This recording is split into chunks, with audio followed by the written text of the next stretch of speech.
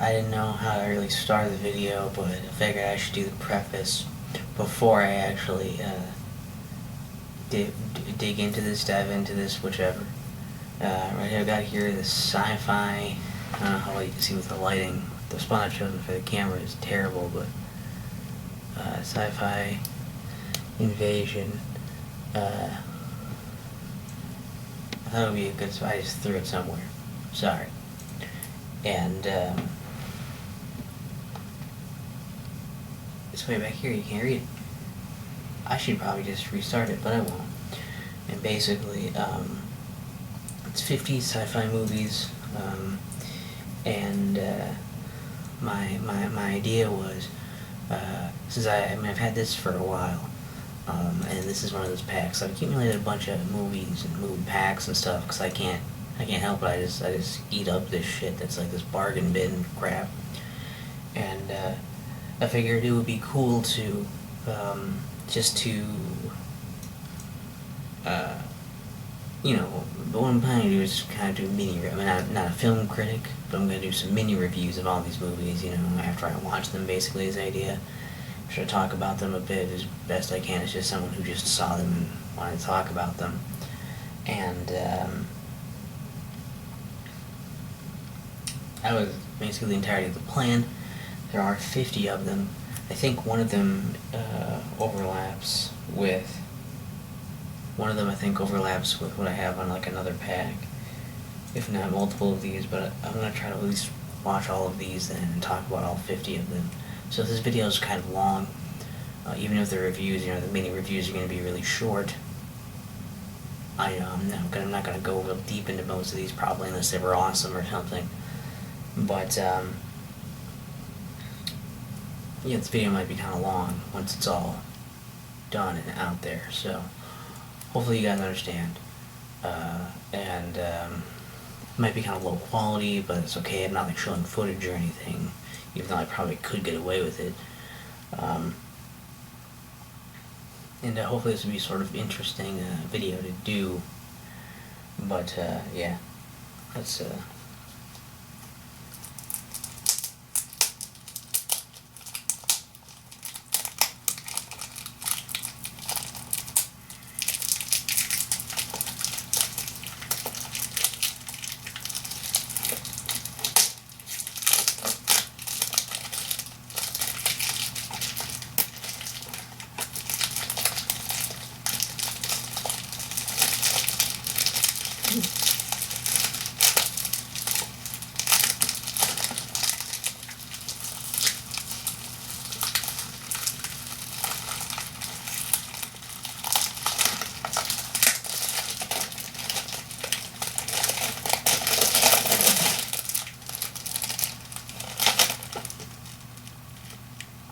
I'll deal with the sticker off camera, I guess.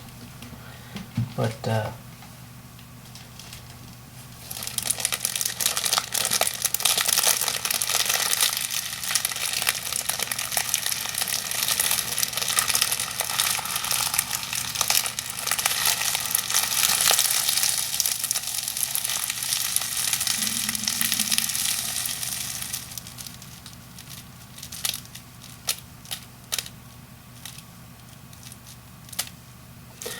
that's gonna do it for the intro, I suppose. And I hope you guys will enjoy the insane video to come. Sorry that it's gonna be super long.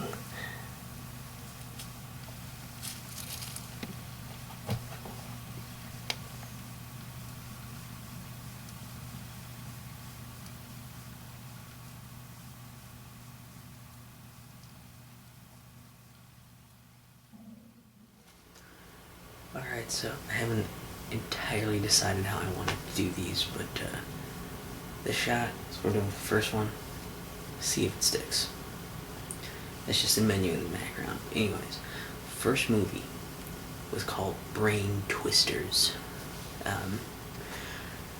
starring Terry Laundrie, I want to say, Farrah Fork, and Joe Lombardo. 1991, in color, not rated. So sorry if I mispronounce any names or anything here. I'm not a film expert or person expert or linguist. The synopsis it gives: a scientist creating mind control software for a major corporation utilizes his college students as guinea pigs in his tests. As the experiments progress, the test subjects seem normal at first, but then begin to exhibit strange side effects. These side effects begin to drastically alter the psyches of the students that transform them into murderous psychopaths. And as you might be able to tell, and it's from the booklet, just get a good look. And that is essentially the movie's about. It's not the kind of sci-fi thing I really wanted to see. It's more of almost like a horror movie of sorts, I guess. And I don't really like horror stuff that much. It's kind of a slasher flick-ish.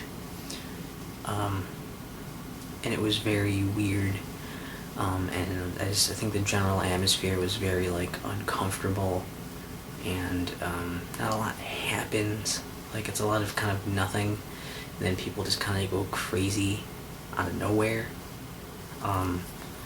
and all by looking at these weird visual patterns and stuff. And I think there's maybe some audio stuff going on with it too.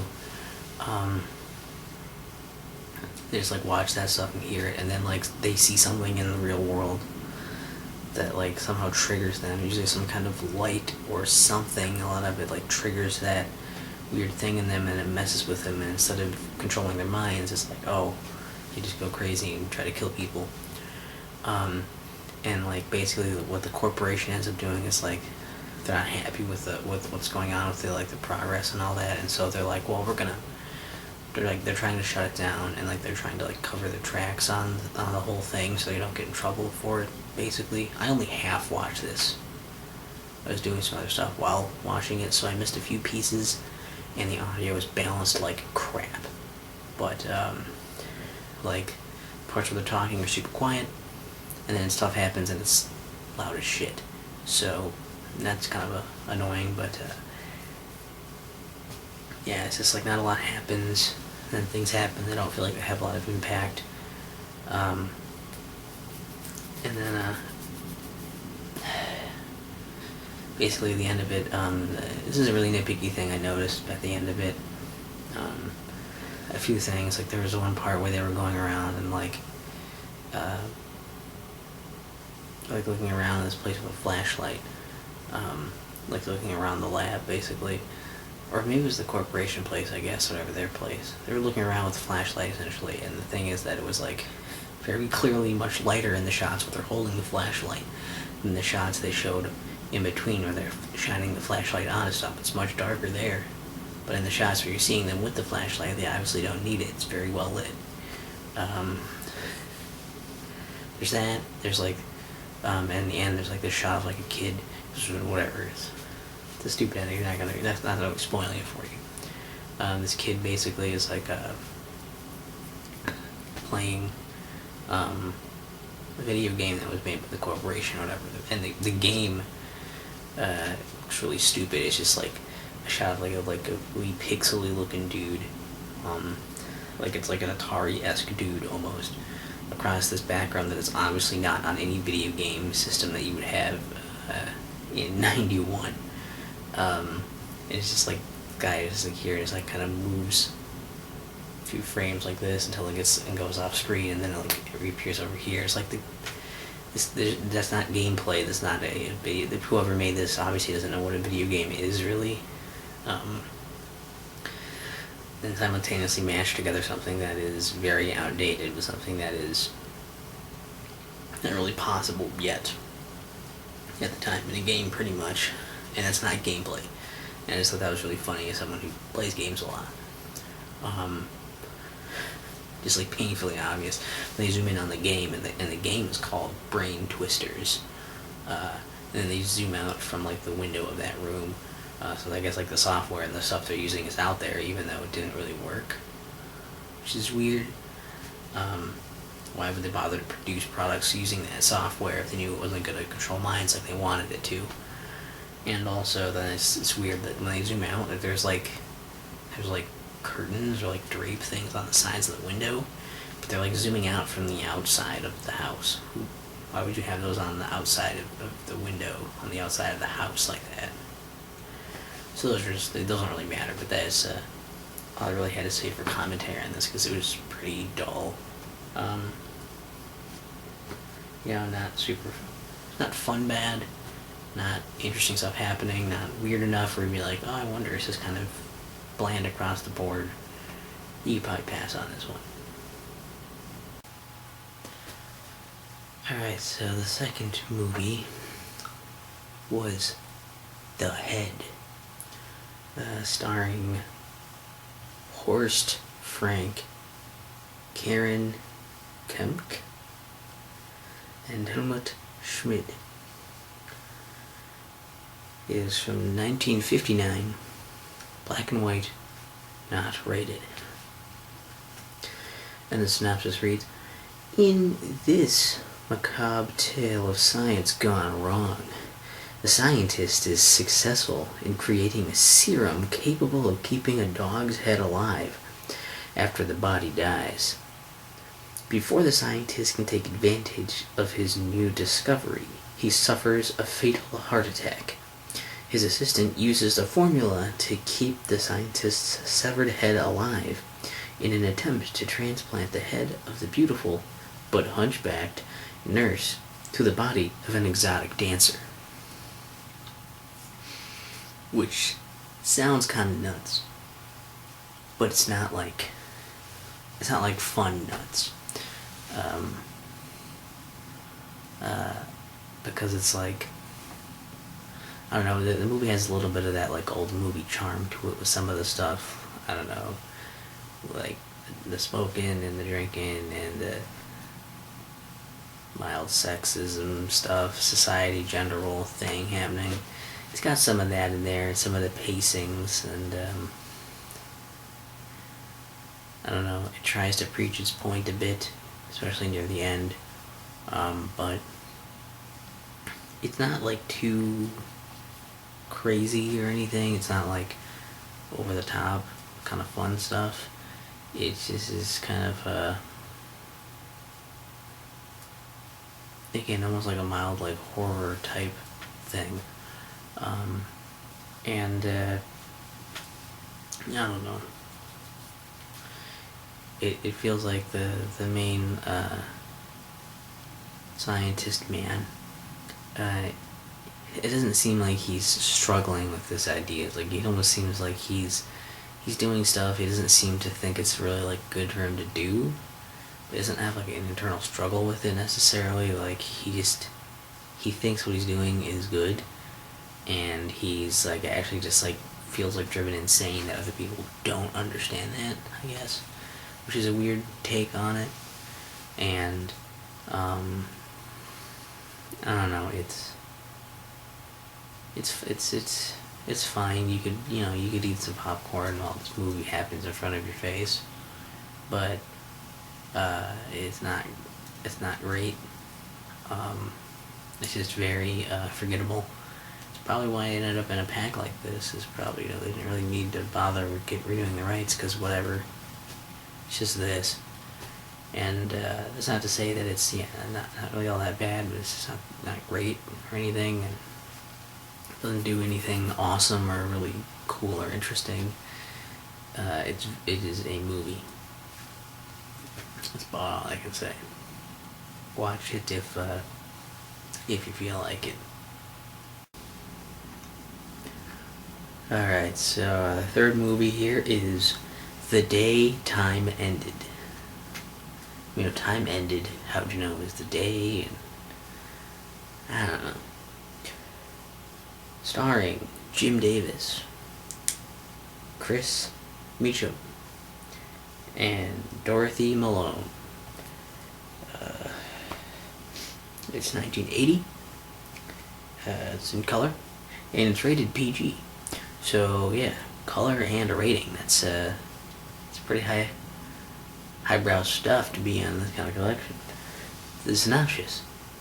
Wow, synopsis. The synopsis is as follows. A typical middle-class family finds themselves thrust into extraordinary circumstances when their ranch is visited by extraterrestrials. The aliens somehow transport the solar-powered ranch home through a time warp into prehistoric times. Our family, thrown out of time, faces creatures from long ago and dire circumstances. They desperately look for a way back home. I mean,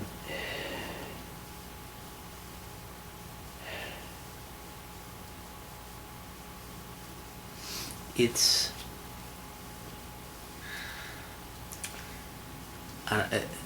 this is kind of a hard one to say, but I guess it's kind of it's a fine movie, I guess, in the sense that it's like it works in what they're doing and it's somewhat entertaining and everything, and like I don't know, it works on a lot of levels, I guess. I don't think any of the performances are all that great, but the things that are happening and the way everything's portrayed is done well. The special effects are cool. It's kind of like starts off, this is weird how like it kind of changes paces on it, where it kind of starts off like they go to this weird like ranch, and then it's like they do some setups and payouts, little things in the movie too, which is nice to see, you know, in a collection where you kind of hope, you're not hoping, but you're expecting everything to be kind of garbage. This really wasn't. But it was like, the beginning was almost like kind of built up as like this weird like horror thing, and it was kind of like it was a while like the aliens were kind of present and doing stuff, but it's a while before you really even see them. And it seems like there's like different, like two different like factions of aliens or something. I used to think that there's one alien's like there's a good alien, there's at least one bad alien, I think. Something like that. It's like nothing is super well explained either, which I guess kind of makes sense for aliens and keeps up that mystery. But I don't know, I think it's cool they waited a while to like show you the aliens too. And then there's like aliens and you see some crazy aliens later. You don't really see, unless I just missed it, I was sort of zoning out a bit near the end of the movie. But you know, like near the end it got kind of weird because they do that time portal warp, but then it's like it feels like they didn't do much with that part of it. It's just kind of like they're gone, and then like a couple of characters came back, and then they were like, I know how we can get back to our own time because we went through time. I guess how they figured out they traveled through time, I don't know. They just kind of assumed. I guess I don't know. It seemed like it was making some jumps there, and it like didn't. It didn't have enough time to do the stuff it wanted to do, or it just didn't know what it wanted to do, to go from like this weird like horror thing to this like crazy like sci-fi like alien kind of thing, and then do the time travel and be like go to the past kind of thing. But you know, I don't know. I was hoping a bunch of dinosaurs or shit was gonna happen. That didn't really happen. So yeah, the ending kind of sucks. It's just like, it feels like it sort of just kind of ends. You're like, okay, I guess they needed to wrap it up, so we'll just wrap it up. In a really unsatisfying, quick way, I guess. But yeah, like the special effects are cool. Like some of like the shots and like the way stuff looks is pretty neat. I'm into the alien sci-fi kind of stuff, so it was easy. I mean, easy sell on some of that, but also like they use like I mean it's like stop motion, but I think it's claymation for most of the aliens they show. So like that's cool. It looks pretty good. I don't know if it is claymation specifically or just it is stop motion with models. I don't know, but I think it looks pretty awesome. So I really like those. There's some pretty good ones for that. And yeah, I mean like I said, it's a decent little movie. I like that these give you a synopsis, so I don't have to try to explain it. What happens, you know, and it's like, yeah, do that. The only thing I think I noticed, I was gonna say like, The other thing I noticed was like there were a couple of shots where it was like early on. It was like at night, and the aliens are doing stuff at night, before you really see them. And it's like there's some shots where like stuff like out from like outside the hallway in this house, at night, and like the lights are just on in the hallway, and then it's like a few moments later, it's like they go out into the hallway and turn the lights on. It's like, but they were already on. It's like a continuity error with that. Multiple times with the lights. There are times like the people like in that night scene and stuff too. I think it's like they forgot that all the lights would have been off. So like there's no turning on there's no like off light in that hallway because you needed to see the hallway. There's no like the little girl's like light is just on. And maybe she just leaves it on. I don't know. Then they go down. Everybody goes downstairs, and for some reason, the downstairs lights are on. Like, I can maybe understand like how the upstairs light maybe was on, was supposed to be on. It wasn't supposed to be because they turned it on, but like maybe that was on because it's like, oh, they want to see to go to the bathroom. And this is our new house. They just moved into it. They don't really know. In like the back of their hand, yeah, sure, maybe it's like that. But then, yeah, why would they ever leave all the downstairs lights on? I don't know. But yeah, check it out. I guess it's not. It's one of those. It's not great, but it does some pretty good stuff in it. And could have maybe used a better. A lot of things, but I think mainly with the better cast, it actually would have been a pretty cool movie, and also maybe a bit better of an ending or utilization of the ideas they were doing. This could be pretty good, so it's worth a look.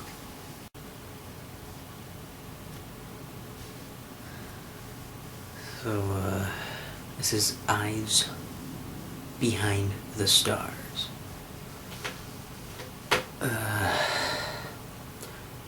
Starring Robert Hoffman, Martin Balsam, and Natalie Dallin. A 1978, color, but not rated.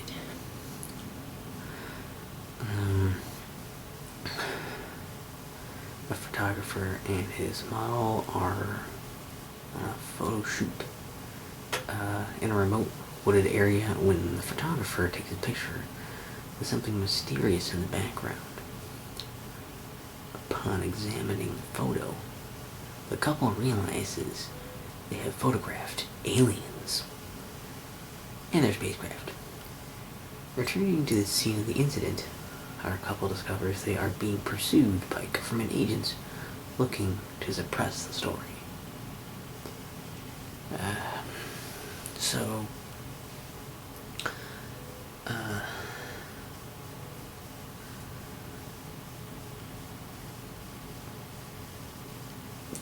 Things, I guess, for this. Well, I guess, okay, so this one, I'll admit, I was very tired. I fell asleep.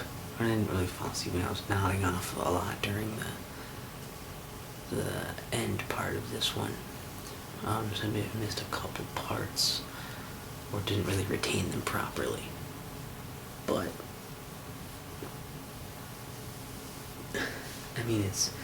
that plot is, the synopsis is pretty accurate, I guess. Potentially these people are trying to figure out, what happened there, what that was about. And basically it's them trying to figure out if they're aliens. And it's weird because it's like, maybe I missed some important bits that would have explained it better, but it's like, it seems like the aliens exist, and they know people are taking photographs and finding evidence of them, but the aliens are going in and, like, erasing that stuff and, like, taking it back, and messing with people to make sure that no one really finds out about them. But it's weird because it seems like the government is also, like, they know about it, and they're also trying to cover the stuff up, so people don't know about the aliens. And I think the way they tried to kind of spin that was like, basically all the governments know about it, but they don't want to say anything. And so they keep trying to suppress that stuff. Maybe. But I don't fully understand why, except for like their explanation was like, we'll put people into a panic about it. But then you think the aliens would just erase all the memories and this evidence and everything that the government knew, so they wouldn't know. I don't know. I thought that was kind of weird. I didn't fully understand what was going on with that, and yeah, the end it just got kind of weird. And apparently it was supposed to be based on some actual events in researching like the unidentified aircraft and stuff. I don't know how much of it is true. It said portions are based on that. So parts of it are based on it. If that's even true to begin with. So I don't know. It felt like a lot of running around. It felt like we knew too much as the audience. So it wasn't super exciting. I feel like they should have left us in the dark more and figured it out with everyone else, but like, we kind of knew aliens were doing stuff already, and that stuff was being covered up, and then it was like, I feel like it was a lot of just having the characters figure that out, and then figure out, what to do, I guess. And that was kind of the whole pushing point of it. I think it's a pretty skippable movie in general. It's not great or anything, so it might be better if you're more fully awake watching it, but maybe not by a ton.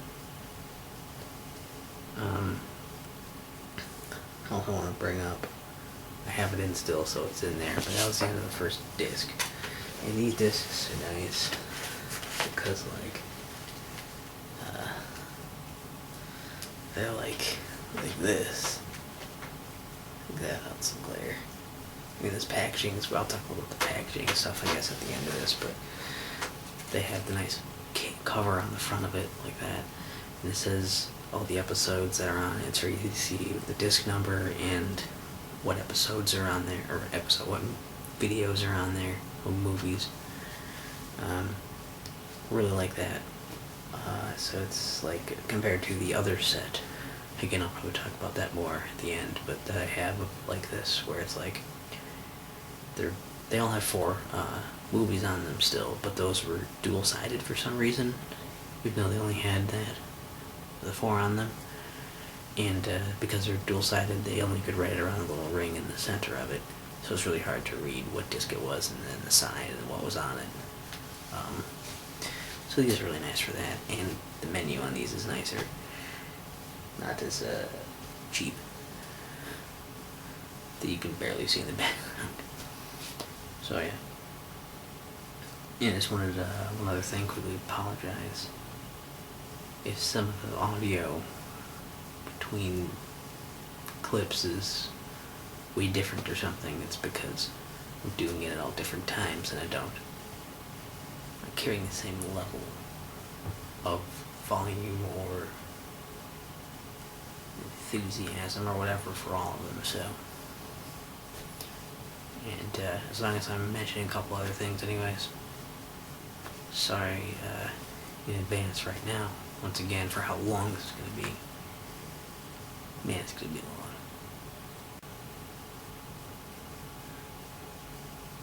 Apparently these might have different lighting too. It's a grab bag of quality and sound and visuals, and that all kind of went into quality, didn't it? To kick off disc 2, we had Hands of Steel. Maybe I should turn the light on. Starring John Saxon, Daniel Green, and Janet Agren.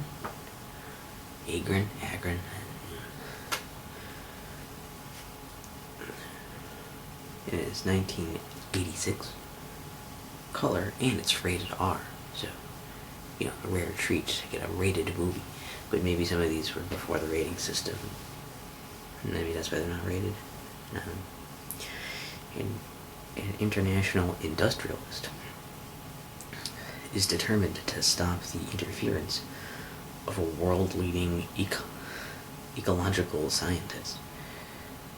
The industrialist hopes to continue his profitable but environmentally unsafe practices by sending his cyborg assassin to kill him. His plans to take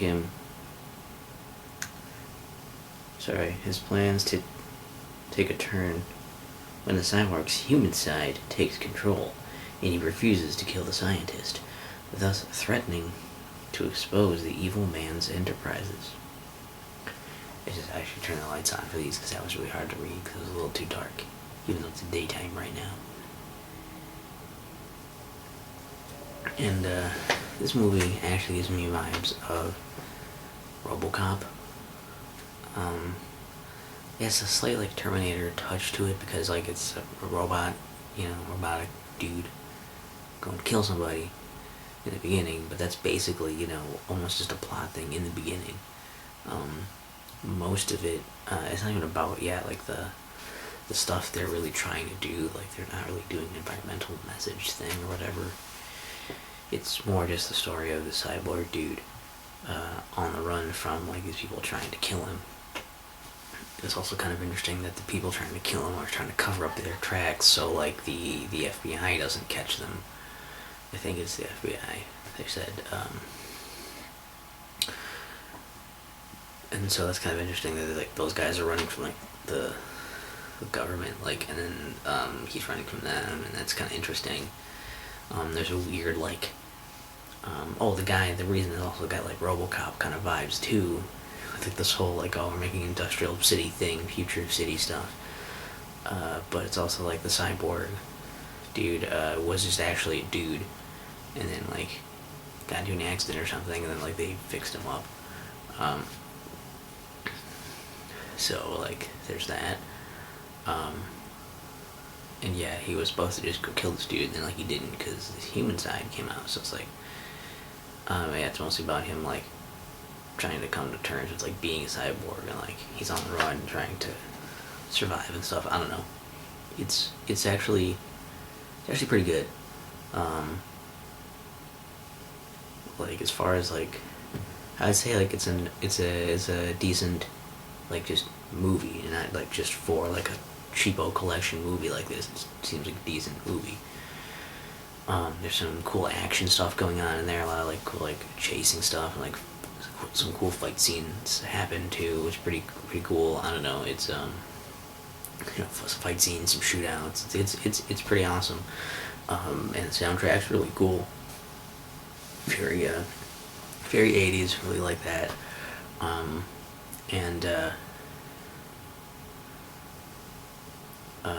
don't know. It plays. Also, there's some arm wrestling stuff in there. I didn't expect that to be an element in this.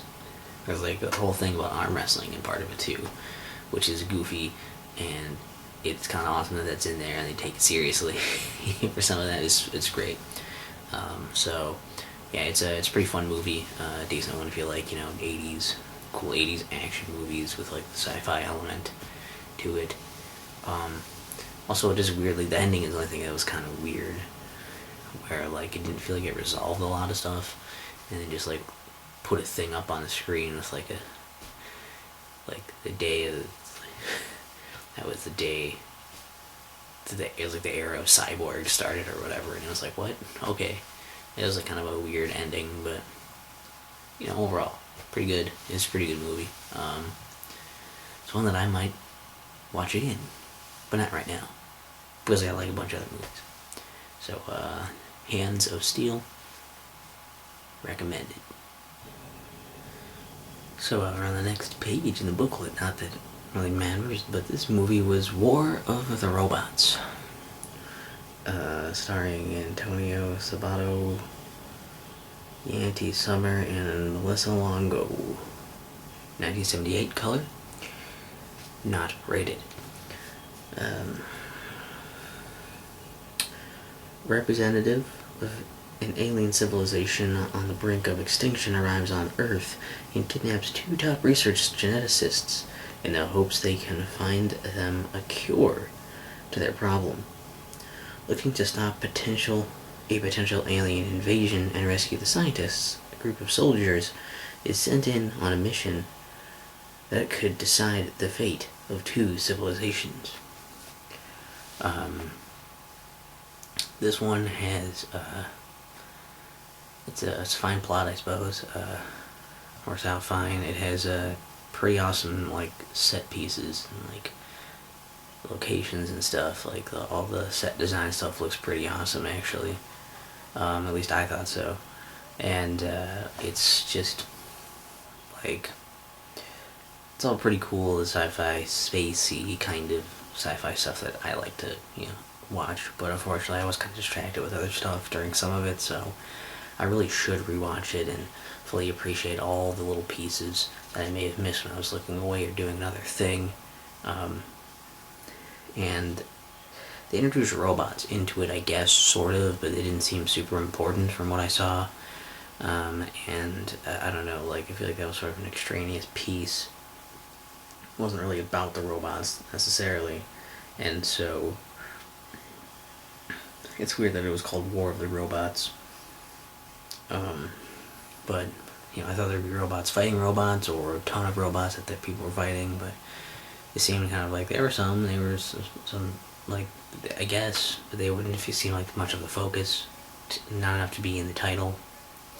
Maybe that's just me. So the title sounded cooler than the movie was, but it still had a lot of like awesome set pieces and like fun sci-fi stuff and a funny space battle near the end, where it's really hard to tell who's who in some of the farther away shots of the little models because they look so similar at the lower quality. This was not beautifully restored, so it's you can barely tell the difference of the shapes they're showing and some of that. So that's like kind of funny, but overall it's one I probably should watch again, and I could maybe recommend it if you're into the whole looking into space, spaceships, robots, and shooting stuff.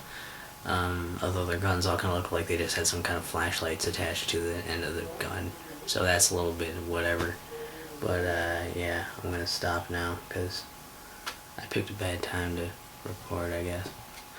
Oops. So this one was 984, Prisoner of the Future. Starring Stephen Markle, Michelle Chicoine, Chicoine.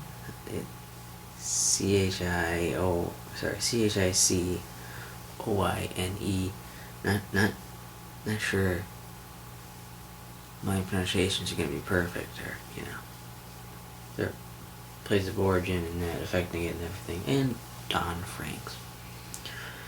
1982, color not rated. In a futuristic world, a man is taken prisoner and jailed for alleged crimes against the government. Imprisoned without true cause. The man is tortured by a sadistic warden who is trying to get the man to confess to his crimes. The constant torture plays havoc on the man's mind, with the only thought he has is to one day reunite with his wife.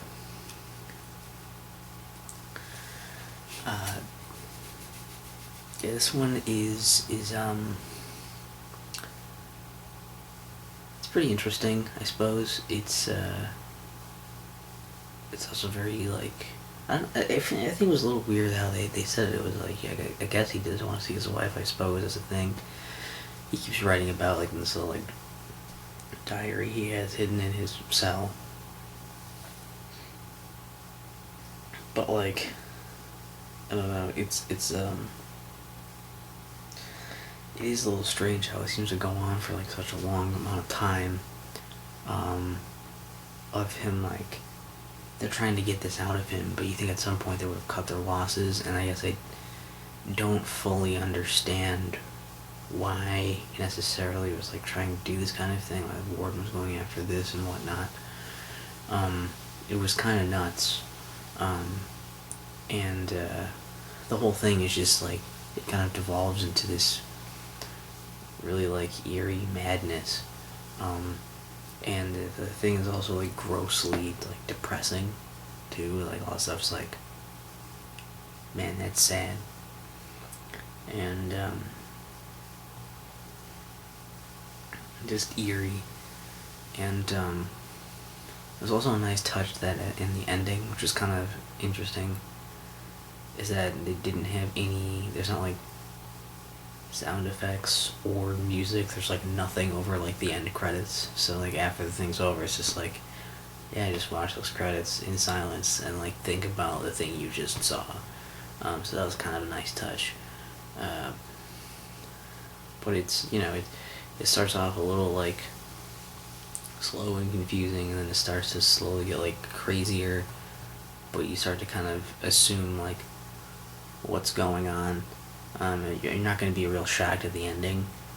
I don't think when you get to it, like by the time you're there, you're like, it's probably going to be this, you know. But it doesn't like take away from the impact of it. I still won't say what it is because I don't want to spoil it in case. But it's not so much the ending you get to, it's just like getting there. It's just like, Jesus, man. So yeah, it's decent. And it started off as a thing I was kind of like, I don't really give a shit. But as it got closer to the end of it, it got pretty cool. And I don't know, give it a shot. I guess it's got a slight, you know, it's got some sci-fi, you know, future-y sci-fi things going on and whatnot, and also, you know, other things. It's got like kind of a mystery element almost to it. Also, what was weird in the credits, at the end of it, it was just like said like the year of it. I don't know if it was because they pulled footage from something else then or something or what. I wasn't paying super close attention to the end credits at that point. I was kind of looking over it and looking at other stuff, and then I could look back. One of the last things on the screen usually is like they say the name of the movie again. But instead of saying this actual name of the movie, they had the title Tomorrow Man.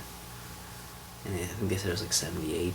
So I don't know if this was like used footage from that, if that was, they were giving credits to that, or if it was originally called that and came out then, and this is like a later version or something that they retitled or some shit. I don't know.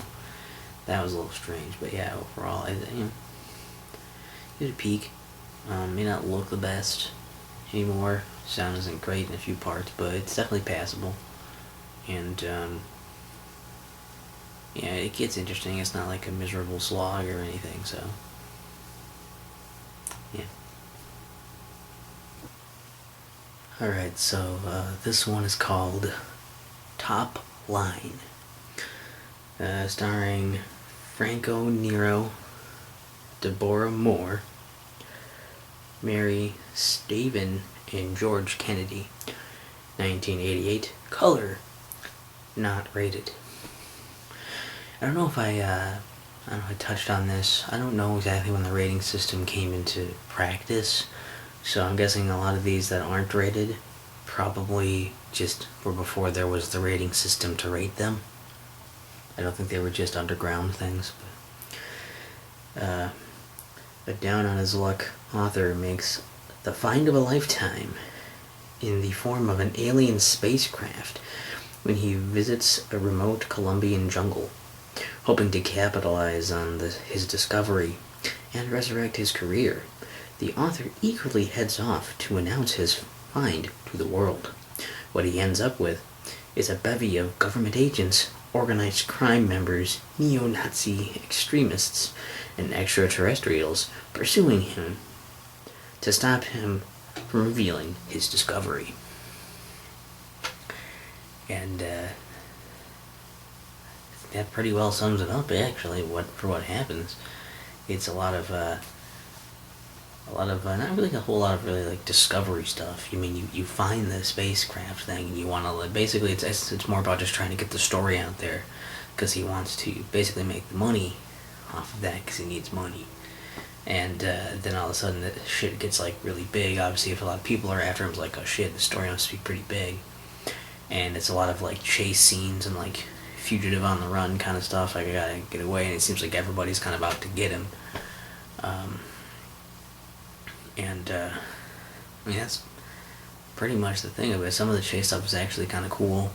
Some of that's actually, it's kind of like interesting how that works. It's not like super fascinating, but like it's engaging enough to like sit in front of for a while. I thought it was paced all right. I mean, quality wise, I don't know. Like it's yeah, some of the stuff's kind of hard to see. Some of the audio is kind of like eh, but it's got some cool music in it too. And I don't know, it was fine. It's a passable movie. I wouldn't say go out and watch this one, But if you're like going through these, if you have a pack like this with something like with this movie in it, you know, you can sit through it for if you're in the mood to watch, just something. But that's about all I got. Other than the title sucks.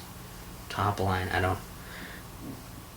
Maybe it's lost on me. I just didn't really care for that. But yeah, it is okay. Alright, so this one is Night Fright. Starring John Agar, Carol Gilly, and Ralph Baker Jr. 1968. Color not rated. A Texas community is beset with a rash of mysterious killings involving some of the students from the local college. The sheriff investigating the death discovers the startling identity of the killer responsible for the murders. A NASA experiment involving cosmic rays has mutated an ape and turned it into an unstoppable killing machine with a thirst for blood. And, I mean, you hear that and you're like, that sounds awesome, right? That's just, you hear a description like that and you're like, I'm sold. It's not quite what you think, though. It's one of those where they wanted to wait to show you the monster, which I guess is maybe a good thing, but I mean, I guess because I read the description before I watched it, I was like, this is gonna be awesome, and you kind of expect there to be like lots of cool scenes, people getting mutilated and shit by like this really cool, ape monster thing, and instead you there's a lot of like, stuff's happening to someone, but you don't see the thing, and then even once you have seen it, you don't really see it do a whole lot, and it's a little bit of a letdown. I feel like they could have done more with that. I don't know. They tried to kind of build up the characters a little bit in here, but I don't think they did a really great job with it. It was okay. It felt alright. Some of the acting, I don't know, was a little like, eh. They could have delivered the lines a little better in some places. You get what they were going for, what the script wanted them to say and do and whatever, but it didn't quite get there. And it also feels like it sort of wraps up really quick. Where like we just started kind of seeing what this thing was and figuring out, what it is, and already we're dealing with it like and the movie ends. In fact, that's kind of the case with a lot of these, is that these are all kind of, seems like a running thing with a lot of these movies on the DVDs of this stuff, is like, they're short, but their pacing is usually like, oh, here's like stuff's happening, and then it's the end. Because it has decent pacing if the movie was a normal movie length, but because they made it a little shorter, it kind of just feels like they just start getting into the what's going to be really awesome about it, and then they just stop. So I don't know. It's another one that's like, it's passable. It wasn't bad. I definitely wouldn't say it was bad. Maybe it was a little lacking. It wasn't real amazing or anything, but I wasn't watching this like, this is miserable or this is terrible. It was just kind of like a whatever thing. If it was just on TV, and there was nothing else on TV, probably sit there and watch it. It's one of those. That's about all I can say on that, I think. Oh, one more thing. This is weird. It doesn't matter. But usually a movie has like some kind of opening credits, or like the credits before like anything happens. Sometimes they'll just have credits at the end. Sometimes they'll have one or the other. Sometimes they'll have both. Um, Sometimes they'll like have credits playing over an opening sequence of stuff happening. This one weirdly has like 5 or 10 minutes or something of stuff happening. The whole like thing happens, and then it finally goes into credits over more stuff happening. It's just really bizarre where they place the credits, I thought. But that wasn't really here nor there. I just thought that was kind of strange that they decided to do it that way. It didn't particularly help or hinder the credits experience, so whatever, but it just was kind of odd. Now that's all. That's all. Alright. This is on disc 4 now, as if you guys really care. This is Invaders from Space. Not to be confused with Space Invaders. I don't know how you could. There's just, similar words. Starring Ken Utsui, Sashihiro Osawa, and Junko Ikuichi? Well, I mean, look, it's not racist when I mispronounce everyone's name. There were names earlier that I probably should know how to say, and I don't. So, whatever. 1965, black and white, not rated. Everyone's favorite interstellar hero, Starman, is back in another mission to protect the Earth against marauders from the cosmos.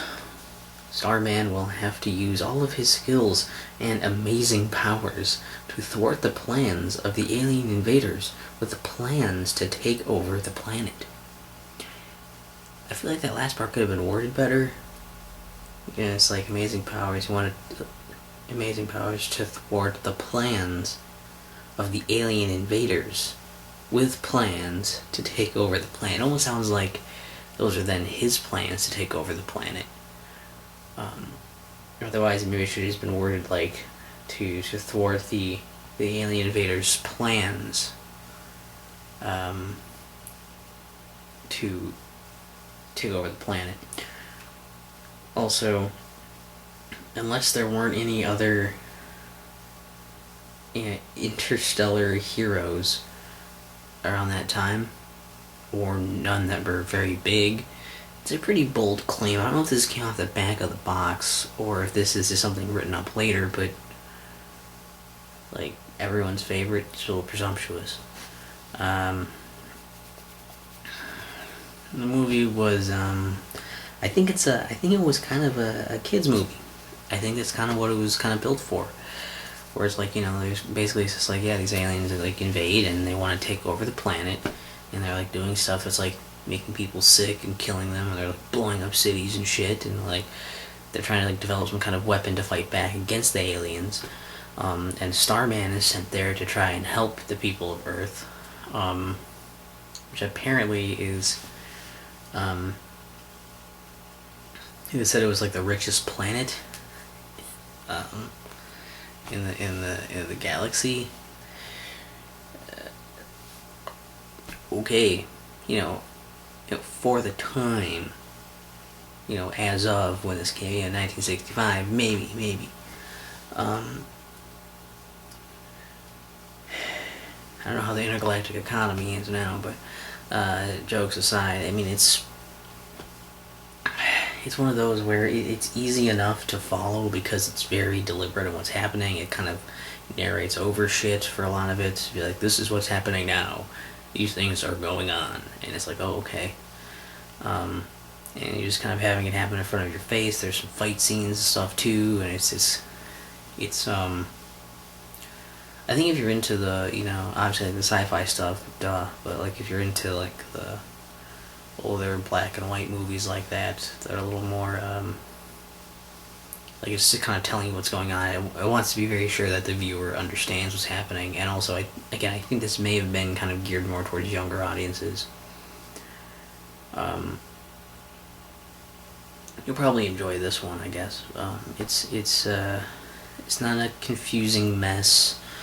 I think Starman actually was in a different movie that I don't think was called Starman or anything. I think because I showed a little clip from in the beginning of it too, and I think that there may have been one of them that was like I think I've seen on like Mystery Science Theater 3000 maybe, or maybe it was just another like collection of monster movies or something. But I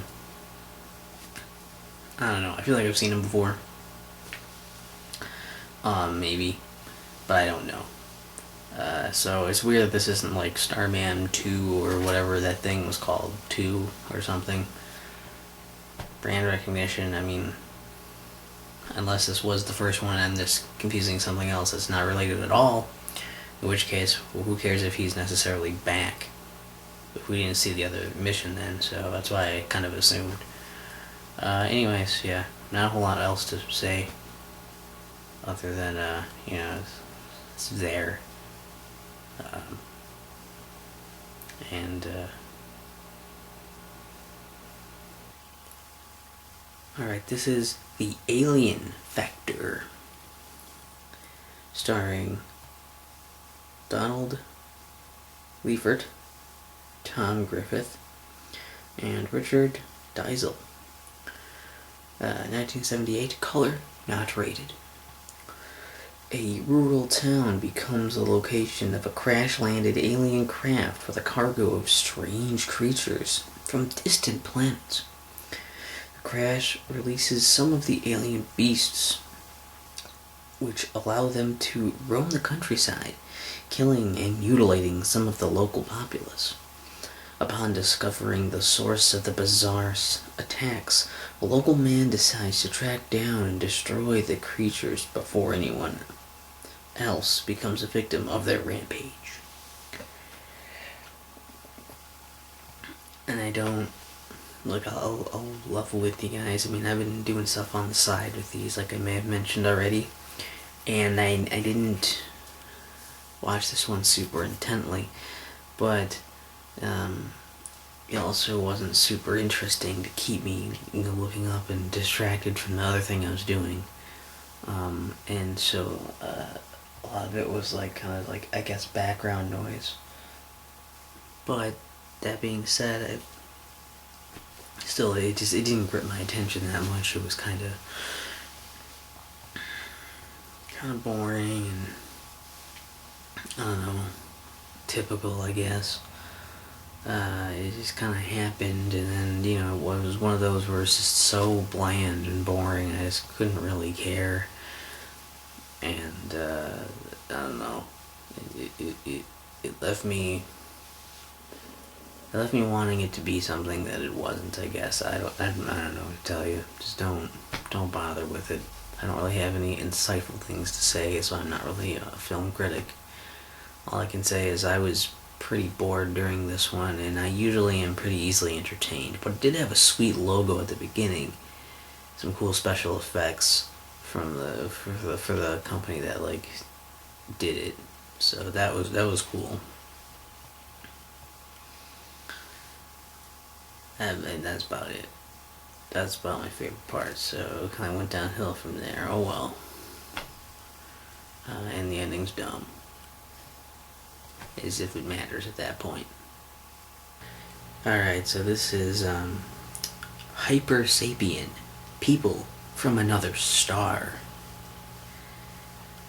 I mean, that's a little odd, isn't it? This is a star. I think they'd be from another planet.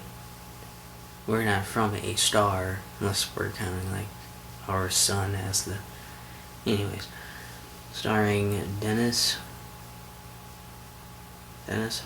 Holohan, Sidney Penny, and Keenan Wynn. And 1986, Color rated PG. These aliens escape. Sorry, 3 aliens escape from a mothership located on the moon and seek refuge in Wyoming. Once there, they're befriended by a rancher's grandson who falls in love with one of the alien girls.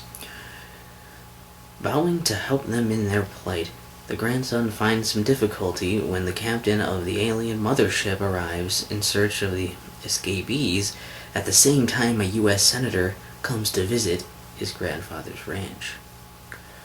That's like kind of ridiculous.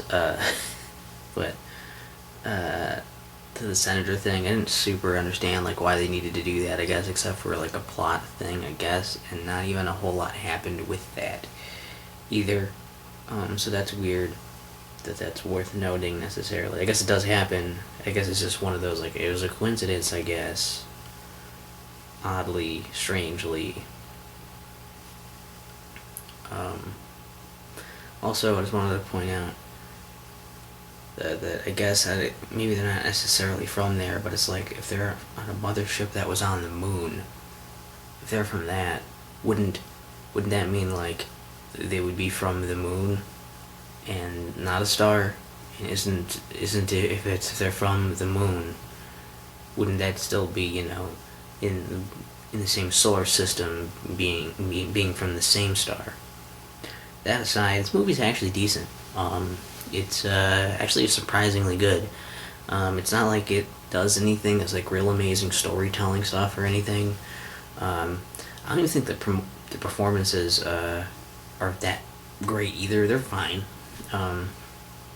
They aren't bad. They just aren't great. And I don't know, like, they're throwing stuff. They try to throw in a little bit of humor. They try to have this, they have the sci-fi element. They try to throw in like the romance thing, sort of awkward teen, romance thing. They want to throw that in there, I guess. But I don't know. It's I guess maybe almost. It's hard to really say much about it. It's like it's fine. It doesn't do anything amazing. There's not a whole lot of cool sci-fi stuff happening.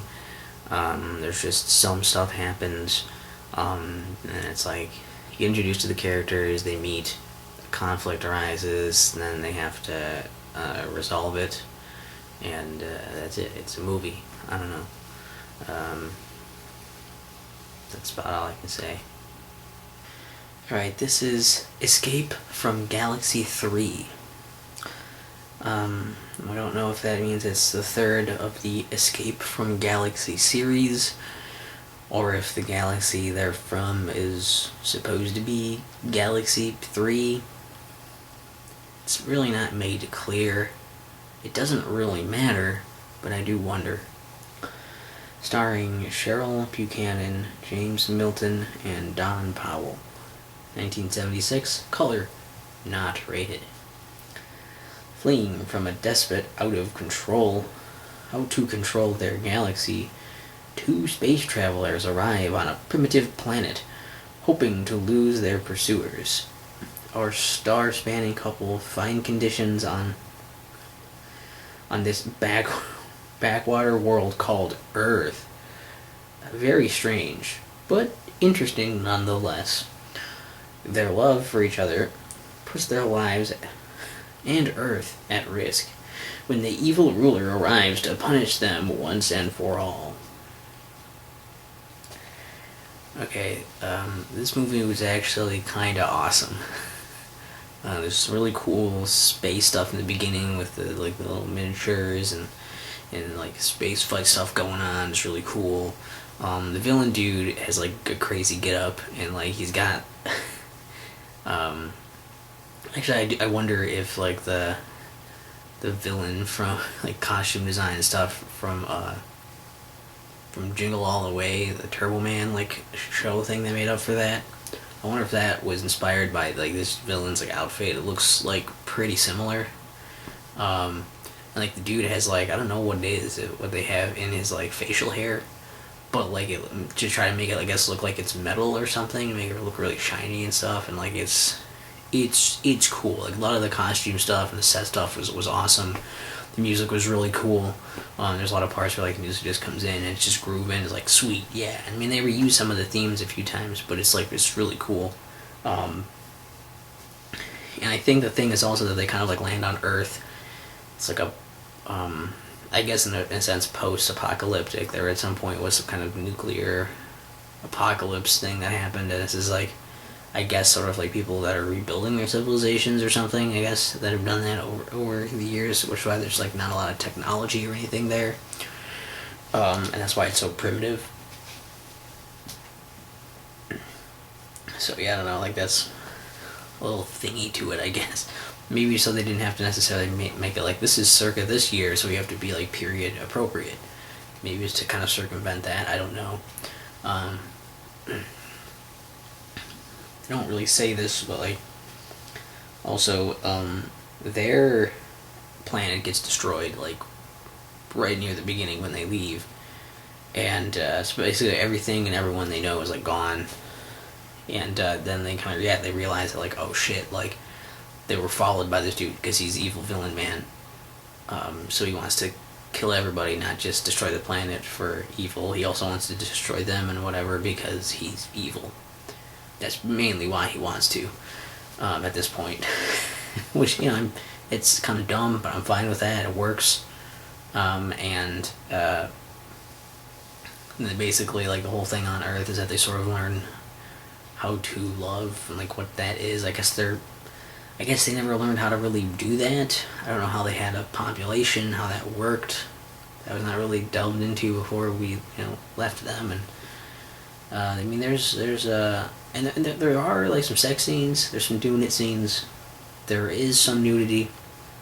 But, it's tasteful tits. Okay, it's not like, not just everywhere for the sake of just having titties out there. It's like, you see some when you naturally see them. And they do kind of try to cover them up for a lot of parts of it too, so it's like, they weren't just throwing them out there. They also weren't trying super hard to necessarily cover them all the time, so that's, I don't know. It was reserved. Felt like it was just natural. It wasn't about it and wasn't afraid of it. It was there. And yeah, I mean, it's just overall, it's a decent, these movies, it was just pretty cool. I mean, like, I don't know, it was some decent performances, and there was, like, the music was cool, the set stuff, and, like, it dragged a little bit on the stuff on Earth. They took a little bit of a long time without really checking back in with the villain man and having him be part of this. But yeah, it's like, they're like, oh shit, like, this dude is gonna, like, kill the people on Earth, and, like, the people on there are like, we can't let you leave, because they're like, it's that scene, I guess, is maybe the one other little gripe I had, was like, they were just kind of like, there's, like, a part where they,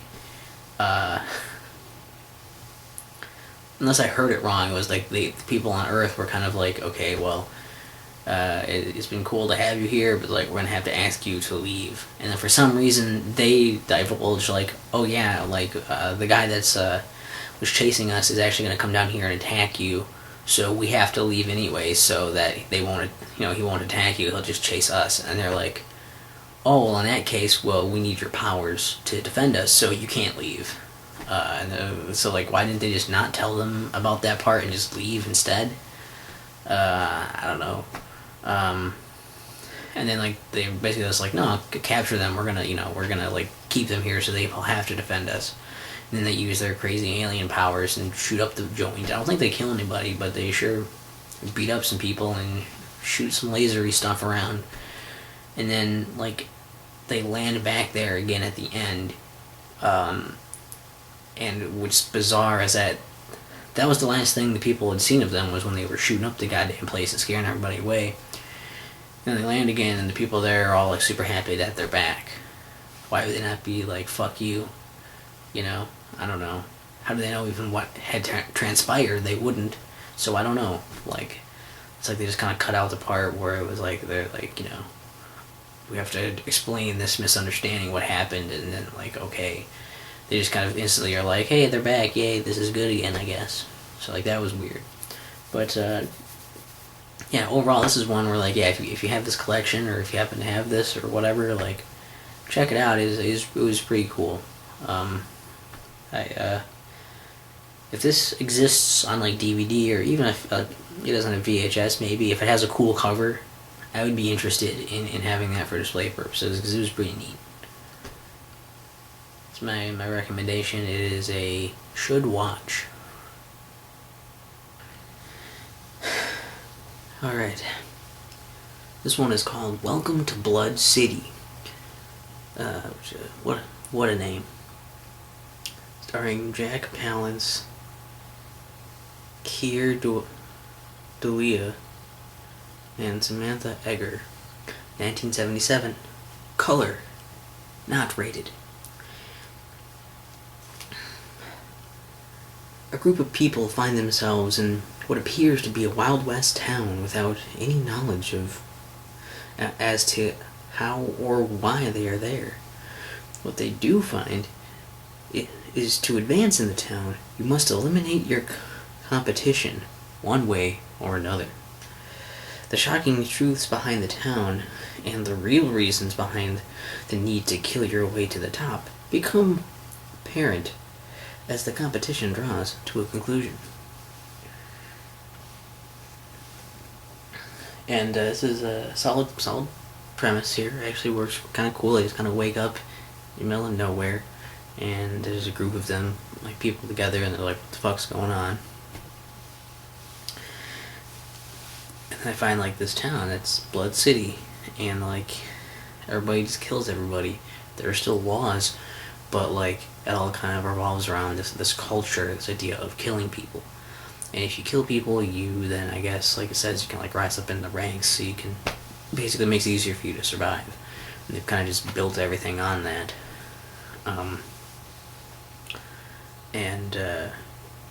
There is a bit of I guess it's not really a twist, because they reveal it like, it's like halfway into the movie or something, but the thing of it is like, this isn't a real place. It's like a manufactured like program they're putting a person into and like testing the environment, and so there's like kind of that playing with it as well, and does some cool stuff with the premise, because the guy in it doesn't know that it's a game or anything, so he's taking it seriously, and like I don't know, it's alright. Another one where it's like, I don't know, it's maybe a little long, maybe there's like some parts where like, whatever, but I think it's a cool enough premise to keep you interested, to keep playing and checking stuff out, I guess. It's not like you're gonna be like, you're not gonna be totally confused or totally bored is the thing, and if a movie can keep you entertained in some way, that's cool enough. I feel like they could have maybe fleshed it out more with the world a little bit. It's a fun world to be in, and see like how everybody's like kind of like trying to, wash their own ass or team up and like help somebody else, and like, like ways you're kind of like, just ways they're kind of trying to work around the way the society kind of functions, and I don't know, it's it's okay, and if you want to watch it, especially if you like the backdrop of like a western town, I mean, you might enjoy it.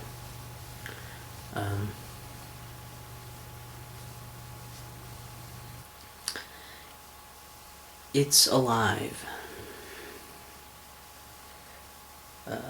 starring Tommy Kirk, Shirley Baum, and Billy Thurman. 1968. Color not rated.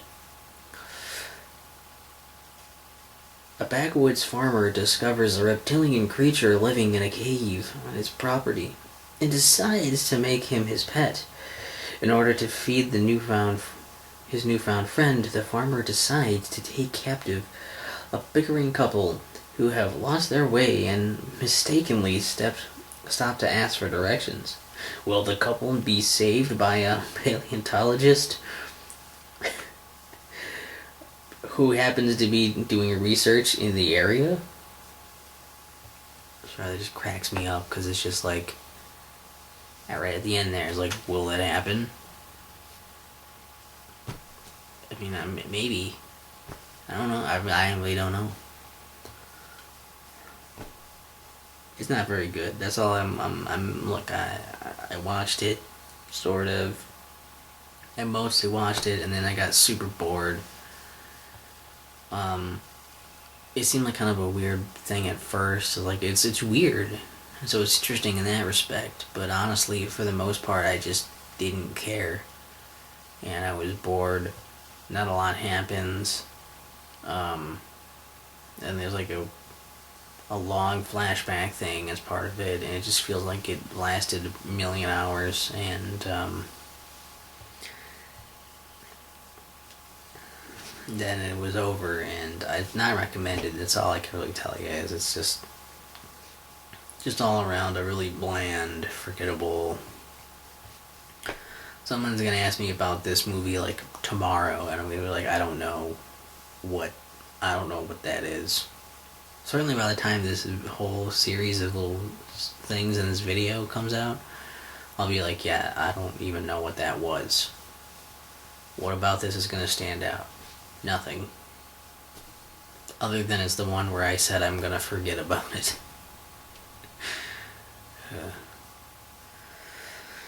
Alright, this is Future Hunters, starring Robert Patrick, Linda Carroll, and Ed Crick. 1988. Color. Rated R. A man in 2025 AD discovers the location of the Spear of Destiny, the Roman spear used on Christ at the crucifixion, in order to keep it out of the hands of those who would use it for evil. The man travels back in time to 1989, but is mortally wounded in the process. Before he dies, the man entrusts the spear in the hands of a young couple, with instructions to return the spear to its sheath, thus eliminating its danger forever and changing the future.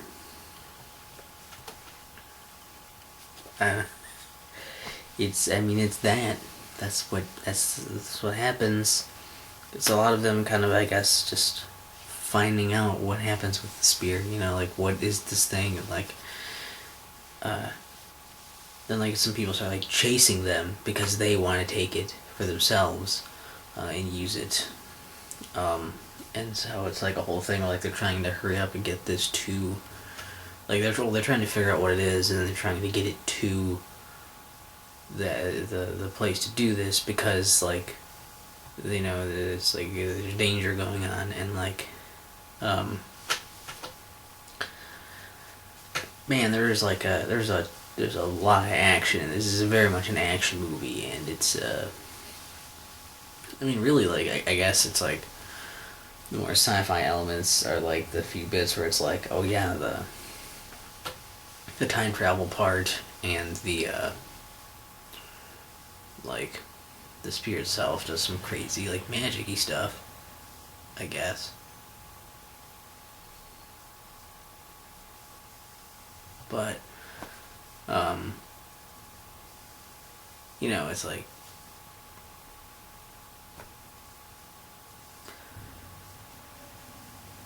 so this noise has really distracted me.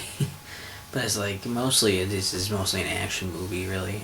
Not a whole lot going on there other than the action stuff. Usually there's some chase scenes, there's some gunfighting stuff, there's some like battle scenes like that, like where there's kind of bigger, not huge scale or anything, but bigger like fights against some groups of people.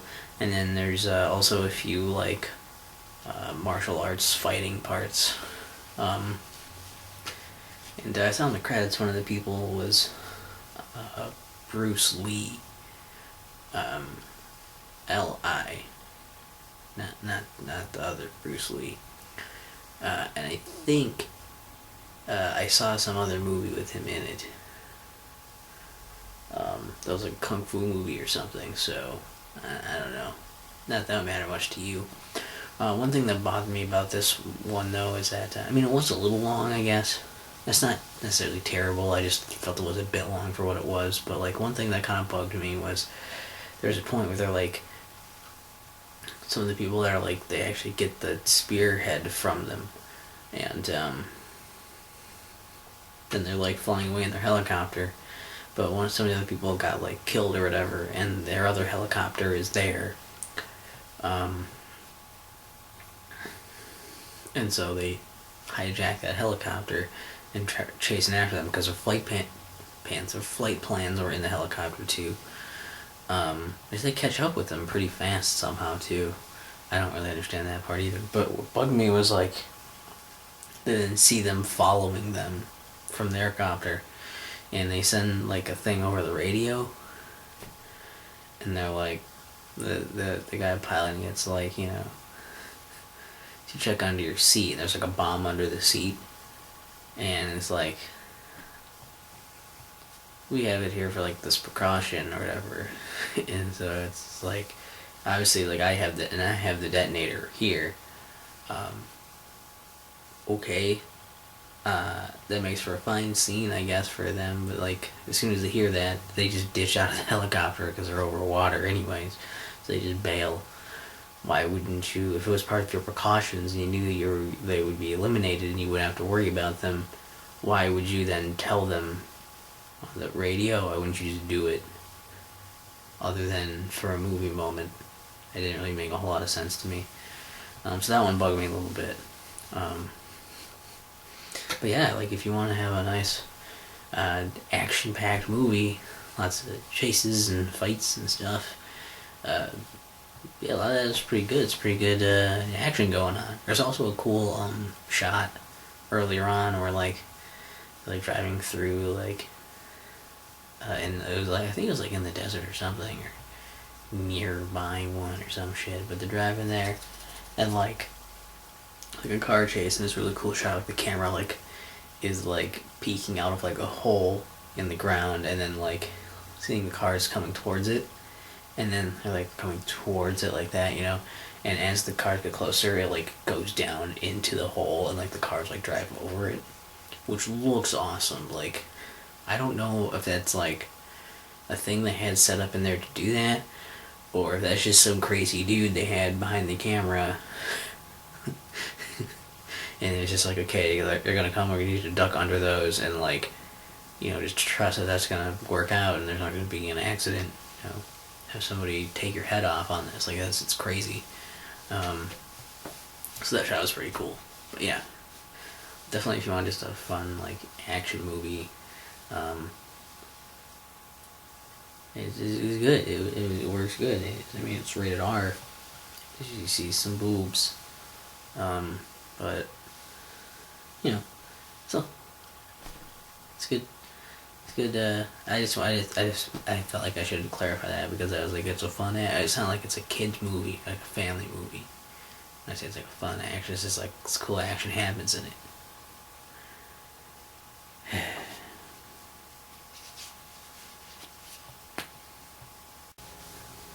Alright, this is The Creeping Terror, starring Vic Savage, Shannon O'Neill, and William Thirlby.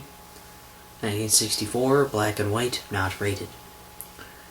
A spacecraft lands in a remote area outside of a small California town, and a hideous creature emerges which begins to devour members of the local community. The newlywed sheriff discovers the victims and is stunned when the killer reveals to be the alien creature. I think they meant revealed, so I don't know if that's like a typo in this booklet or if they pulled it off like promotional stuff for the movie and that's a typo from that. Who's to say? Our hero must now put a stop to the rampaging monster before anyone else fall victim to the alien. So this Yeah, this one is a pretty simple kind of like kind of monster movie type of thing, and the monster alien design is just bad. It doesn't really look like anything. I guess it's supposed to look like an alien, I guess. In that sense, it's something you wouldn't recognize as anything. Um, and it's just kind of boring where it's like it goes and it eats some people and it kills them and they're like, oh, that's weird, and they're trying to figure it out, sort of. But also a lot of it is done in this really bizarre way of like, there are characters and they have dialogue and they're speaking and stuff, but then there are some parts where it's like the narrator comes on and tells you stuff, which is fine, you know, have your expository narration for stuff. The narration is like not one of the characters, it's just a narrator telling us about the things, so it doesn't want you to be like lost, I guess, or something. But what's really bizarre about it is the fact that they have that over people talking. Like, they have people having a conversation about things, and the narrator's like, oh, they decided to do this thing, and now they're doing this. They say that they're going to do this. And it's like, well, why are you telling me that that's happening if it's what's happening on the screen? Why wouldn't they just have the people saying their dialogue and doing that stuff? And if you are going to narrate over it, instead, why don't you have some other footage and other things going on to help illustrate these ideas? Why do they just have these shots of two people talking with a narrator talking over them for the whole time? It seems like a really bizarre way to present the information. Also, not everything is like, the sound design is weird. Like, not everything is really they didn't put in sounds for everything, I guess is what I mean. It's a very quiet movie for a lot of it. There's some parts where there's like just music and really nothing else really for a lot of it. And there are parts where it's like I don't know, like the monster thing is like, it's loud enough where it's like, how do the people not hear the monster making these weird noises? The alien sounds, that's a sound that doesn't sound like anything they would have heard because it's the sound of an alien. How close does it need to be? How loud is it actually? And like, there's times when like there's other stuff going on, and then like the monster, like alien sound, I keep calling it a monster because it kills people, but the alien sounds like really quiet, and you're like, that's strange. There was one pretty funny part that happens though, where it was like,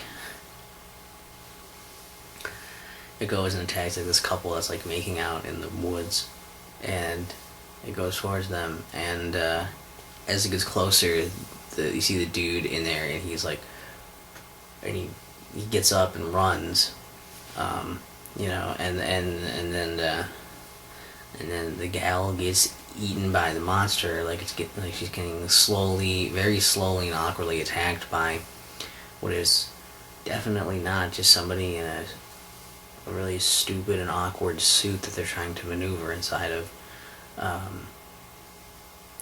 And there's like one part of it too where it like cuts back to this other part of the shot, and it's like, with the framing of it, you're like, the guy's probably gonna come back and try to fight the thing, right, and like save the girl. Like, no, that guy doesn't come back. He's just gone. Like, he takes off and he's just out of there, and it was just so funny that he's like, I guess he just totally ditched. But yeah, there's like some of this stuff just like kind of drags on, and it's not very exciting. It wants to basically just tell you what happened, and rather than really doing much to show you what happens, and the things that it does show are pretty boring.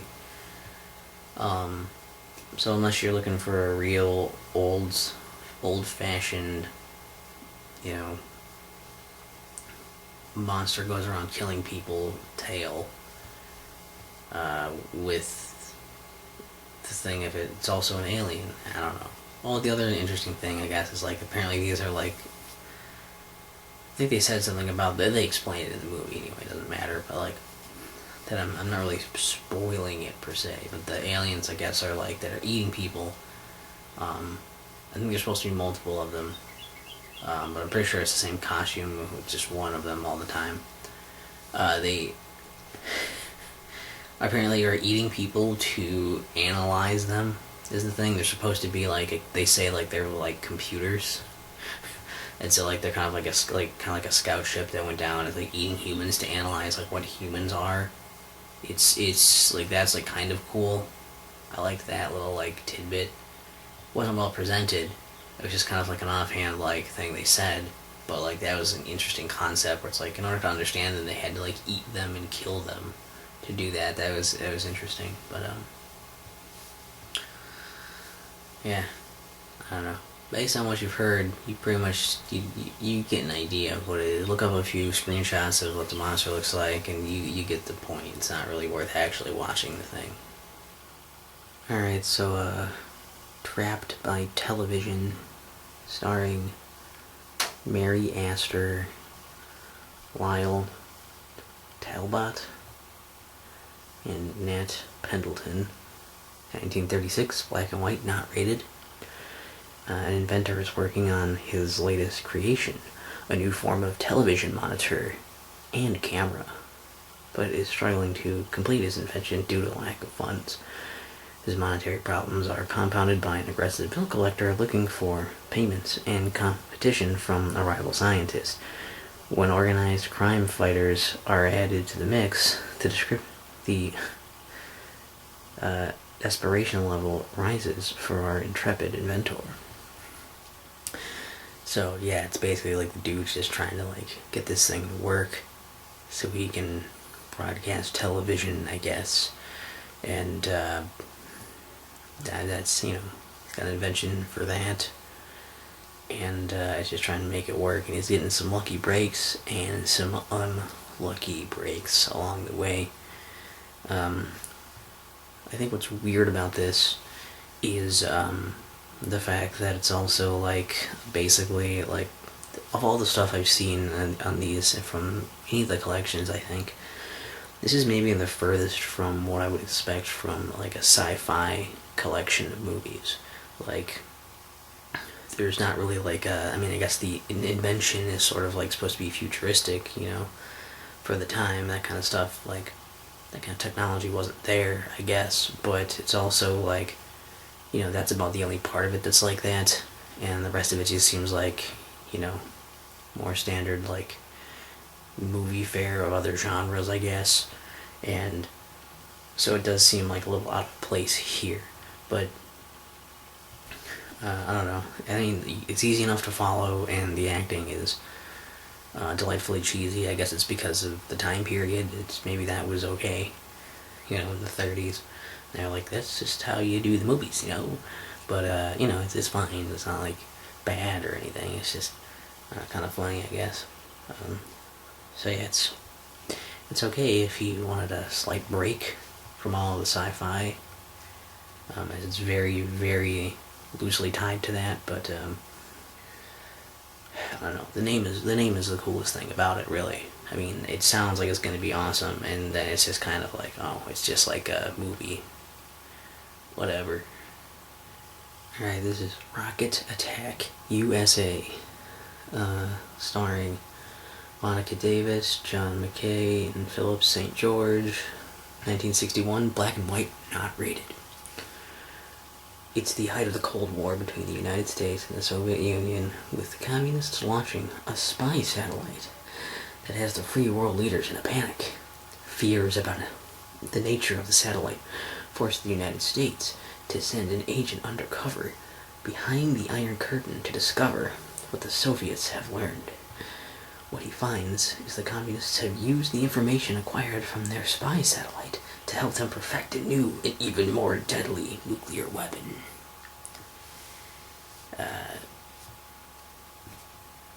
It's another one that does this weird thing where there are a lot of scenes where it's like stuff is happening and there's just narrating over what's happening. And a few of them are a little strange because it does that thing like that other movie did where it was like people were talking but it was narrating what they were saying over them talking, which doesn't really make any sense to me. Why not just have them actually talk then, or show something else to represent things they're talking about so you can move it along. I don't know. And it was just kind of, I don't know, boring. Like things happened and then it's, you know, and then it ended. Um, and I guess it just, I don't know how to feel about it. I feel like it was trying to make me think a certain way or something, and it didn't. And it's not real exciting or informational. It's just kind of, I don't know. Is it an idea to make us stop the Cold War stuff, or to try to get ahead in it, or I don't know. I didn't really know how to feel about it, or like necessarily what they wanted me to feel about it, and I just thought it was kind of lame. That there wasn't a whole lot of solid story. It was more like, hey, here's a lesson for you. Here's, I don't know. It sucked. It sucked. Okay, skip it. All right. Hundra. Starring Lorene Landon, John Ghaffari, and Maria Casal, 1983. Color, not rated. The leader of an all-female warrior tribe returns to her village to find everyone has been slaughtered in a raid. Desperate for revenge for the murder of her people, and to find a way to perpetuate the tribe, our warrior woman sets out on a quest. Her skills and training will be put to the test as she searches for the barbarians and the perfect mate. And I gotta tell you that makes it sound like it's gonna be like this kind of like goofy-ish adventure. Like, obviously, like, it's kind of crazy that everybody was killed, sure, but you kind of hear that and you think like, oh man, it's like gonna go out and try to find this tribe for revenge, and it's gonna be like it's a story of getting that, bringing them to justice, and then some like awkward like romance thing running on the side, and you figure put that into like a movie on a collection like this, and like it's gonna be good for probably some bad acting and just some hilarious, unintentionally hilarious moments. And instead it's like, no, it's a lot of fight scenes, and a lot of just people being really violent and really disgusting, and I didn't expect it. I didn't expect it to be so rapey. That was not something I was expecting. So that's, it's not a good thing. That's not a positive about the movie. But it's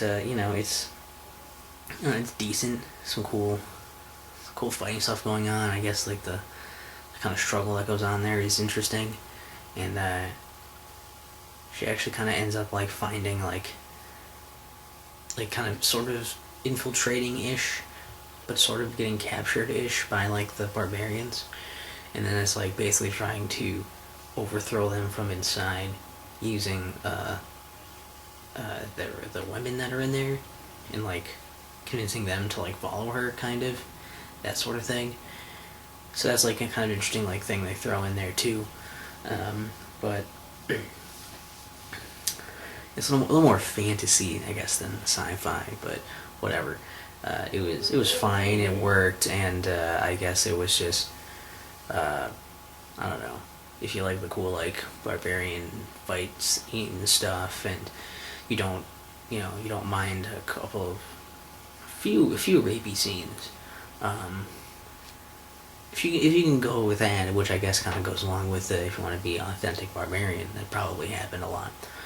But you might have a good time with this. It's not bad. It just wasn't something I was really expecting, and not necessarily something I really wanted. But again, other than the rapiness, it's alright. Alright, Mission Stardust. Starring Lang Jeffries, S.E.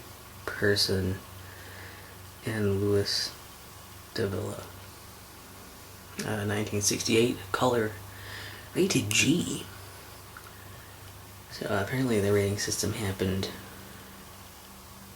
before this, I guess.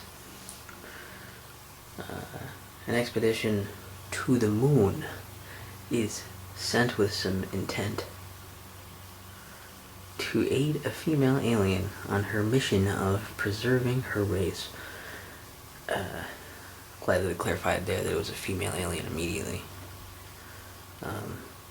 It seems there are hostile forces out to destroy the population of her planet, and the intent to stop her at all costs.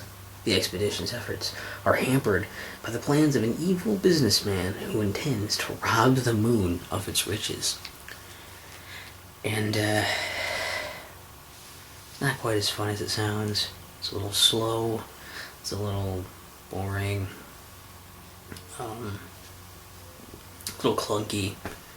And, like, there wasn't a whole lot. Like, I'll admit I half watched this one.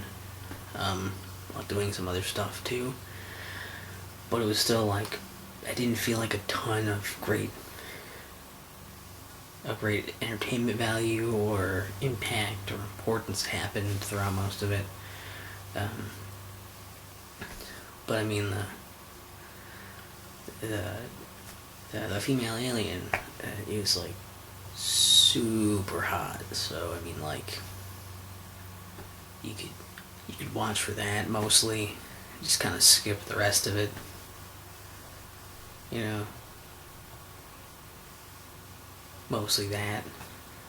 Kind of surprised it's rated G when there's a part where you don't see her naked, but it's implied that she's naked. She probably actually was behind a thing, but whatever.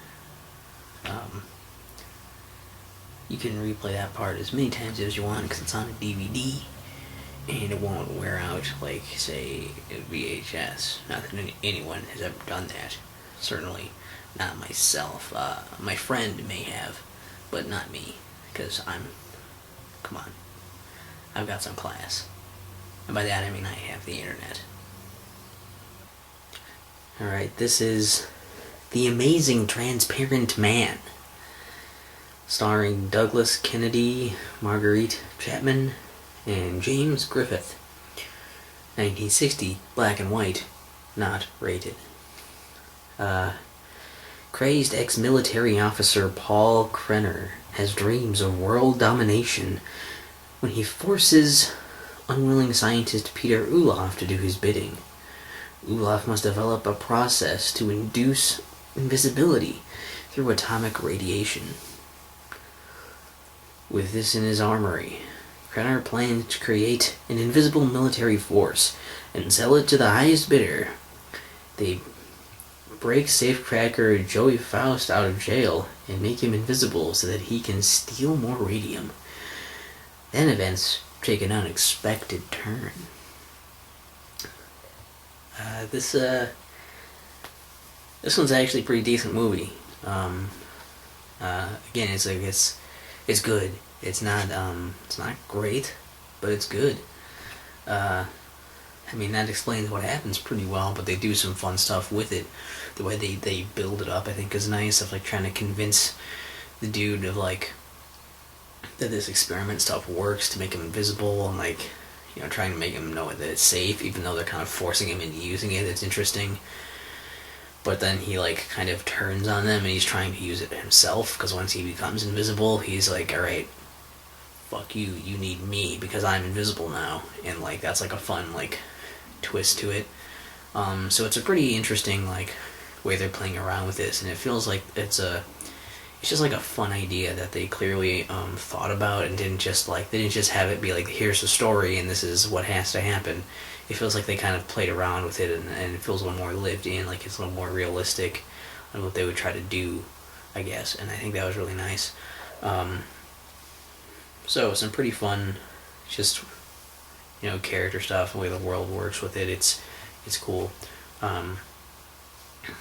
Yeah, I mean, it has a weird, like, kind of slightly preachy ending to it, or it tries to have one, kind of. That's like, whatever. Here's a lesson we're learning or something, but like, overall, yeah, it's a good movie. You should check it out if you like, you know, fun movies, I guess. It's not like super fast, not super like info heavy. It feels it feels like a pretty good balance of like things are happening at the pace that should be happening. And I don't know, that made it like really engaging rather than feeling like this is a movie. The textbook tells me that this is a movie because it's doing this, this, and this, you know. So that's signs of what you would have for like a good movie. Even if the title sounds, like a shitty circus act.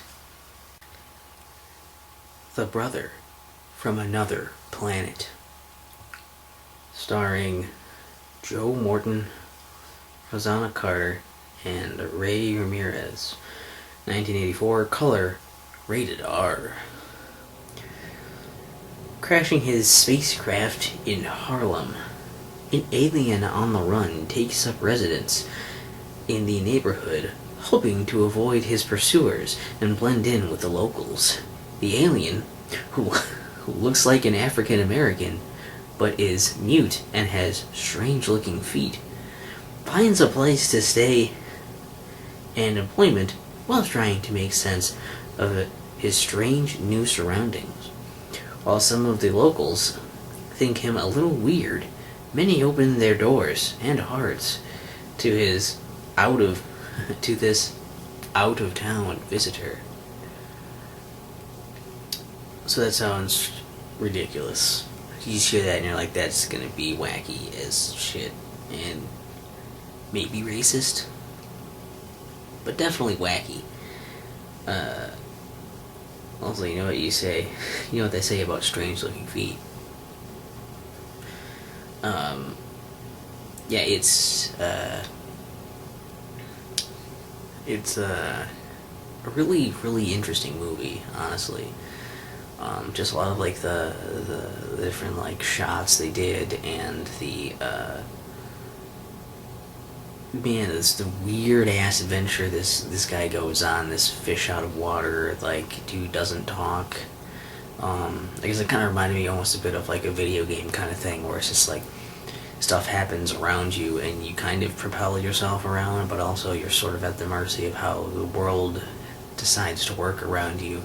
There's also some really bizarre, like, there's some weird, like, fight scenes and stuff going on. Just some, like, scenes of people saying things, too. Like, just some of the scenes feel very oddly like, this just has to happen now. It's just happening.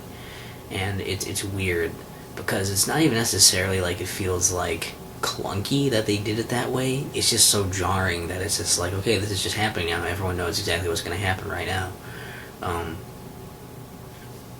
Just unspoken, like, we're just gonna do this now. It's wild, and it's a little slow in parts. It's a little just kind of strange, and you're kind of wondering like what's really, where is this going? What's gonna happen? And I think it's one of those that, like, the best way I can describe it is to say that it's interesting. And I don't mean that in the sense of like, someone who's trying to cover up. That's like, oh, it's not good, but you don't want to say it's not good. So they're like, oh, it's interesting. I mean, like, it's actually interesting. Like, I was having trouble. I was playing like a game on the side while watching this one, and I was having trouble, not just looking up from the game a bunch and be like, what's happening? How is this? What's going on? What is going to happen? And it's a real trip, man. So if you're into that, then go ahead and check it out, I guess. Aren't these great mini reviews? Battle Beyond the Sun, starring Ivan Pereverzov,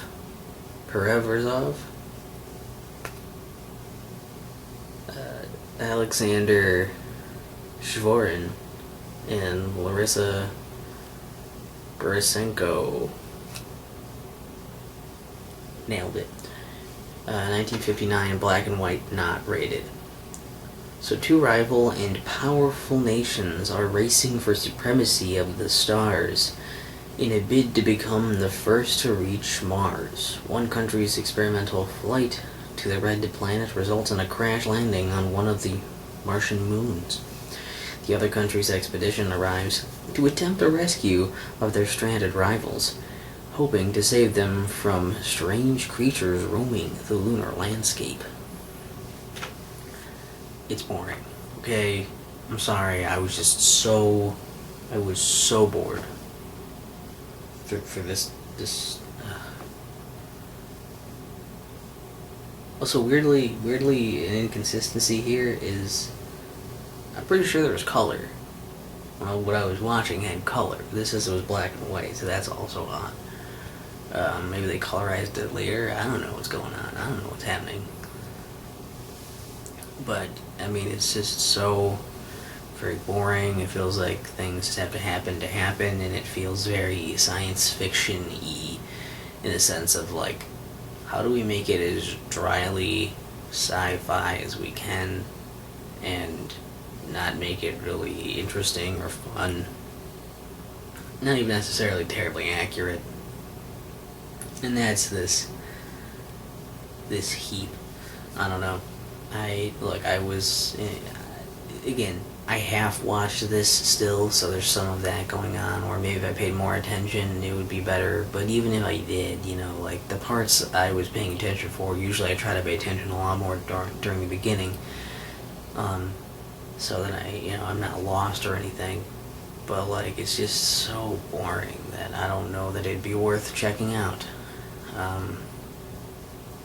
And that's saying something in a pack full of 50 movies that are, largely like, I don't know about this, man. So, do with that information what you will. Primal Impulse. Starring Florinda Bolkan, Peter McHenry, and Klaus Kinski. 1974 color, not rated. A woman awakens to discover she has no memories of the previous 3 days, and her only clue to follow is the torn photo of a seaside town. Upon visiting the town to hopefully restore her memory, the woman becomes confused when locals appear to recognize her, even though she doesn't remember even being there. Recurring dream involving astronauts on the moon offers little comfort and more concern for this amnesiac woman. And it's I don't have a lot to say on this one either. It's just kind of like a mystery thing. It's just trying to figure out what happened in that space of time that seems to be just gone. And it's a lot of like being really weirded out that people like know her, but she doesn't know them, and just little things kind of start coming together, and she's trying to piece it together with like things people are telling her, and then things that are like flashing back to her, and so it just kind of keeps building up from that. She's kind of like going nuts because it's like she can't like figure out what's going on. It's like really fucking with her. I don't know. It's it works for what it's trying to do. I didn't find it too terribly exciting, but again, that's more. I'll say that's more, I don't know why I said again. I didn't really preface this, but I'll say that's probably more just my taste and what I enjoy watching, more than it says anything about this movie. It's just like neat idea, I guess, but I didn't feel like it built up to anything super great. Oh well. It's whatever, it's whatever. Been a little while since I did one of these, but I just watched Morons from Outer Space, starring Jimmy Nail, Joanne Pierce, and Paul Brown. 1985, color, rated PG-13. 3 aliens crash land their spacecraft on Britain's M1 after they have an accident with the ship's controls. The trio of interstellar travelers turns out to be complete simpletons and end up becoming media darlings through the efforts of their manager. While their companion attempts to rescue his friends to return home, the three inept aliens find themselves in one bizarre and hilarious situation after another. And basically, yeah, it's a thing where they kind of they crash land onto Earth, and they're getting investigated, by the government, and they kind of like there are three of them that were in the ship that crashed, and then there's a fourth one, just because I don't think this explained it super well necessarily. There's a fourth one that actually ends up like hitchhiking and getting a ride and ending up on Earth, also trying to find them and help them. And yeah, basically, like, instead of like, like it's a thing, and they kind of explained it here, but like they're going to basically like kill these aliens, and then they find out, like, I don't know, like they managed to spin it into this thing of like they're just like, oh yeah, it's an oddity. It's like we should be like celebrating these aliens and stuff, and then it's like, okay, well now they're like, putting them on TV and talk shows and all this other stuff, try to get them out there as like, this one guy kind of tries to save them and becomes their manager in the process, like the same manager. And it's basically like this. A lot of it is really goofy. There's a lot of stuff in here that's like over the top goofy. Some of it is and some is a little spoofy. You'll notice a few references to other movies and whatnot. I was kind of like spoofing those. And I think some of the humor is actually pretty good. Some of it's kind of stupid because of either how stupid it is or because of how hard they're trying to make it a funny thing for a reference or something. But some of it works, and it's interesting that the pacing of this is like, I don't know, it's interesting because it feels like it's kind of long, but it's just because so many things happen, and it's this crazy ride. It keeps moving. It doesn't really feel like it's stopping or anything.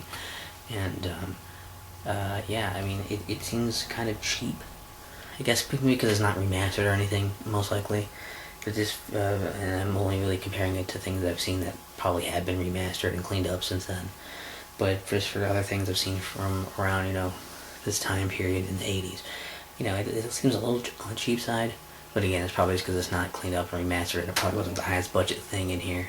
Another little fun tidbit is that it's got James Sicking, I think is how you say it. He's the dude that plays, what is it, Howard Hunter, Lieutenant or whatever on Hill Street Blues, and like that's him. And for the whole time I thought it seemed like him, but I didn't actually know it was him until I saw it in the credits and then looked it up, and I was like, oh shit, that is him. So that's kind of interesting. But yeah, I picked an okay one to start this on again. So hopefully we'll be through this soon, so people actually hear stuff about this, and so this isn't just a video I'm recording from myself. Forced perspective. Alright, so this one was Alien Prey, starring Barry Stokes, Sally Faulkner, and Glory Annan. 1978. Color, not rated. An alien on search for new food sources for its people lands in the English countryside. After meeting and killing a young couple, the alien assumes the guise of the deceased human to continue his quest. Okay, which is a little misleading the way they word that. He kills one of them, it looks like, I think. Maybe he killed the other? I don't remember if I ever actually caught up to the other or not. But, essentially, he only takes the guise of one of them. And if only one of them dies, that's even more misleading, but, it's weird. Really worded. Anyway. His travels take him to a reclusive mansion that is the house of a strange pair of women who invite him to stay with them. Their bizarre behavior prevents them from seeing the true identity and motives of their new house guest. And I think I should point out here that this is kind of a weird movie that doesn't do a great job of explaining what's going on. There's probably promotional back of the box material stuff you had to put on, trying to promote this. Be like, what is your movie? And I guess he's really weird. They just think he's weird. So I think it's kind of odd that they say they don't really notice, because they do think he's weird. Both of them are kind of weird, living here like by themselves, isolated from like everyone else. It seems like they haven't seen anyone else for a long time or anything.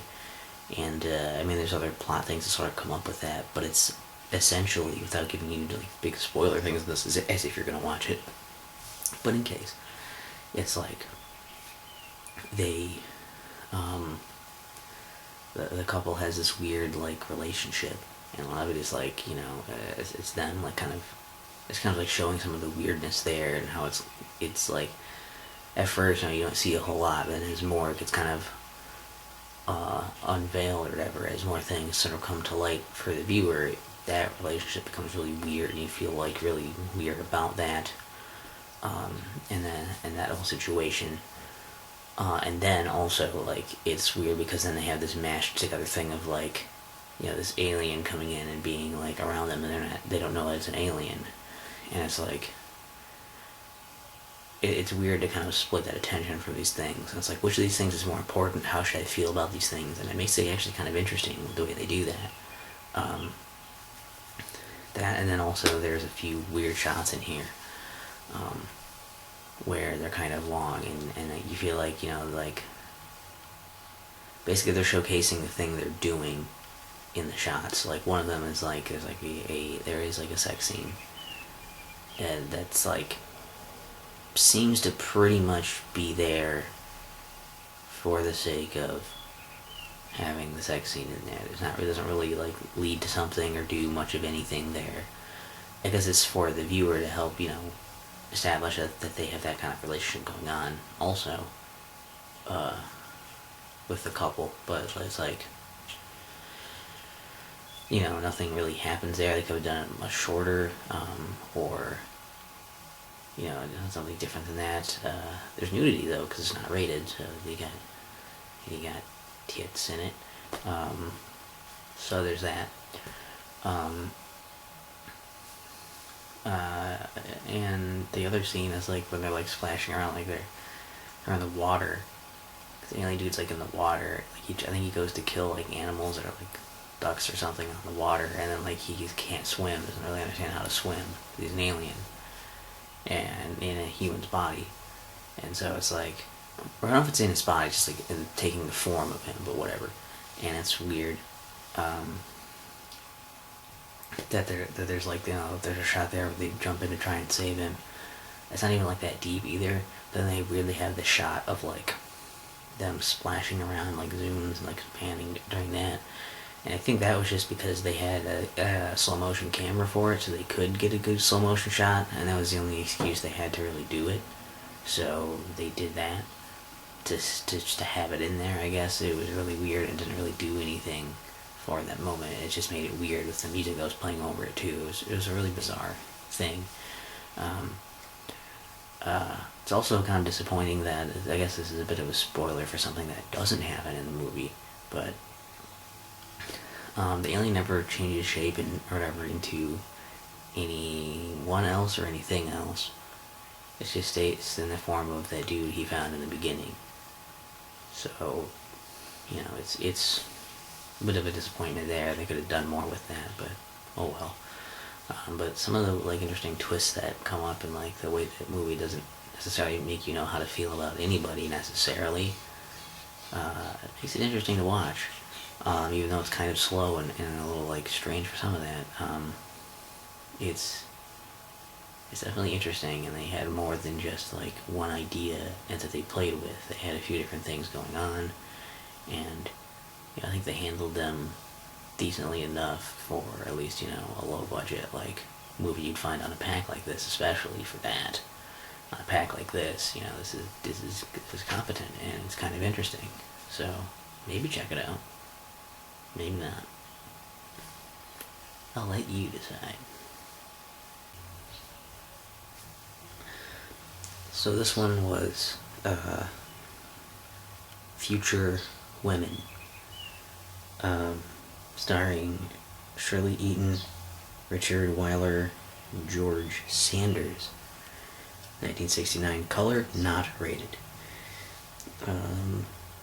Sumeru, the leader of an all-female army, plans to use her troops to take over the world. From their secret base near Rio de Janeiro, Sumeru and her her femme fatales are prepared to strike terror across the globe in order to complete their evil plot. A male secret agent arriving in Brazil and a local crime kingpin may be all that stands in the way of Sumeru and her warriors. Her warriors, and their goal of world domination. So it sounds like, a cool. Obviously, the title's very gripping. That plot sounds like a really simple Saturday morning cartoon, kind of like that's great. That's gonna be a hell of a lot of fun, and it's not as good as I was expecting. It's a little slow. It takes a while for it to kind of go somewhere, and it definitely takes a while for these things to really connect. The three parties they're mentioning in here, and the stuff that does happen, it feels like a lot of it is just like, there's some exposition of things, but not a lot of cool things happen with it. It's mostly like, let's talk about what's going to happen, and then they do something else, and it's like, okay, now that this is happening, this is what's going to happen next. So you get more time hearing about what they're going to do, what they're planning to do, than you get actually them doing things. Things happen really quickly, and so it makes the pace kind of weird, that it's like a thing happens, and then it's already done, and then it's like, here's the next thing. And we're going to talk about what the next thing is going to be. Whether that actually happens or not, due to whatever other people's plans are, it's like, it's okay. Again, it's another one that's like, oh, okay. But, yeah, I don't know. It's not great. There's nudity in it, there's that, I guess. You get, like, right in the opening, real quick, they're like, we're gonna make sure this isn't rated. So that's good. You get tits right away. Great. But other than that, it's like, I don't know. The movie itself is not necessarily my style of movie. It's okay. But it falls flat when it tries to be goofy. It's not real compelling when it's trying to be serious. And overall, it's just not a real engaging thing to watch. It's not something you're going to come back to. It's something you're going to watch once because it's on your collection of 50 movies and you want to make a video about that. And afterwards, you're not going to ever watch it again. So that's kind of a huge missed opportunity with a title like this. I think I could Google something like this and get far better results. But I'm not going to do that. At least not right now. Alright, Star Pilot, starring Gordon Mitchell, Kirk Morris, and Leonora Rufo. 1967, color, rated PG. Actually bothered to rate this one. An alien spacecraft crashes on the island of Sardinia, where the ship's occupants kidnap a scientist to force him to help make repairs. Once the ship is fixed, the aliens decide to take the scientist and his companions back to their home planet for study. En route to their home in the constellation Hydra, the aliens find the captives are plotting to take control of the ship, which causes some unexpected problems. Full disclosure, I've been working on editing and posting content right now, so I really half watched this one. And I feel like it maybe would have been cooler to full watch it. It may have had some better stuff in it if I had watched it more intently. But it's still neat. It's has some pretty cool set design, and some of this actually kind of felt a little bit of it felt kind of Star Trek-y. Even though I think Star Trek came out after, right? Because I think Star Trek was 60... Maybe it wasn't. I thought Star Trek was 69. Whatever. It just reminded me of that anyways. And it was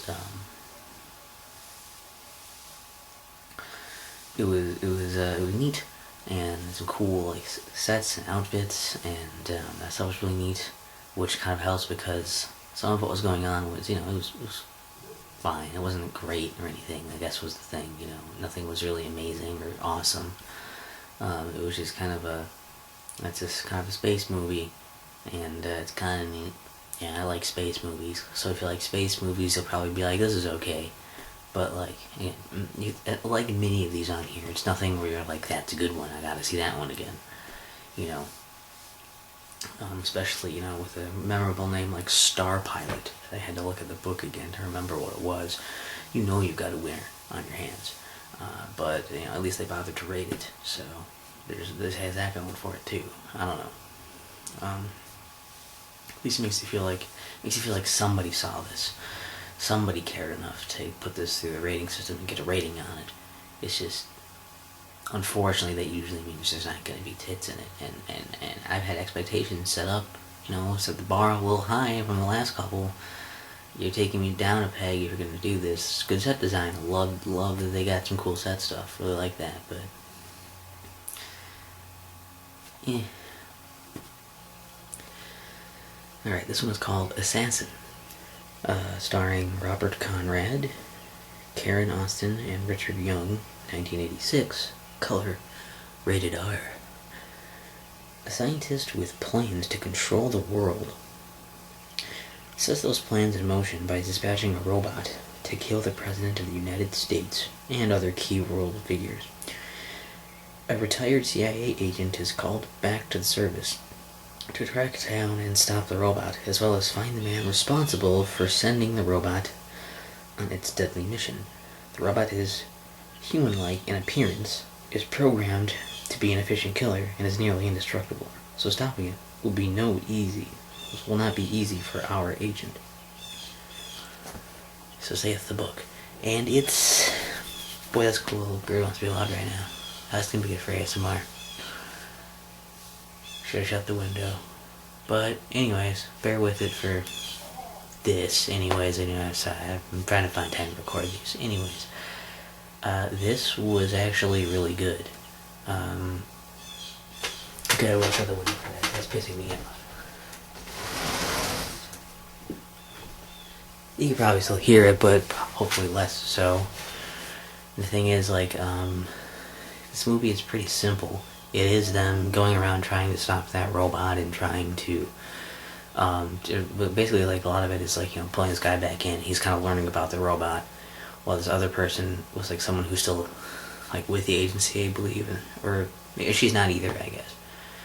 There's a couple people who aren't really part of the agency or anything anymore, and, what they're doing is they're, they're basically trying to track down that robot and stop it before it kills all these important people.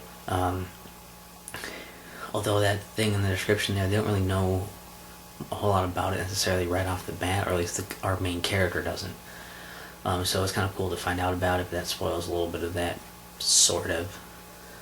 It's not that important, but it's kind of cool how they go in and there's really good pacing of hey, let's go and talk talk about this, we're talking to the people of the different departments or whatever, and figuring out what's going on, what's our plan of action, what's the robot going to do next, how is it programmed, what can we do to stop it. And it's cool stuff where it's the robot is also kind of programmed to survive and to try and move on to the next targets if it can't get the current ones after so much time or something. And basically what happens is they're it's just a lot of trying to predict and counteract the robot, and a lot of times they're trying to deal with that and kind of getting foiled along the way a bit, and they have to find a way to actually defeat it and stop it. And it's really cool the way they're setting up with the rules and the way stuff is doled out, and a good pacing of actually finding out about things and having character moments, and then going into cool suspenseful and action scenes, or there's action things happening, they're trying to catch him, and then also just the suspense of what is gonna happen. And I think it's really entertaining, and it's actually a pretty good movie. I mean, it could use a newer coat of paint on it, some restoration to it might help it a bit. And it could have used a few things here and there, sure, but it's just a decent movie. On the pack this is something that also stands out as being pretty good. I was pretty gripped and entertained by it. I didn't feel like it was too clunky or too over my head or boring or anything. I think it did things really well, and I would recommend checking out this movie, checking out Assassin. It's got a forgettable name, I guess, but you know, like it's pretty good. Worth a look. Fugitive Alien, starring Tetsuya Azuma, Miyuki Tanigawa, and Joe Shishido. 1986. Color, not rated. A member of an alien race attacking Earth refuses to kill a small boy and instead kills one of his fellow attackers to defend the child. Now branded as a traitor by his kinsmen, our reluctant hero must hide on Earth to avoid being executed. Now residing with some newfound friends, the alien must deal with the oddities he discovers about Earth culture while protecting him and his friend from his vengeful people.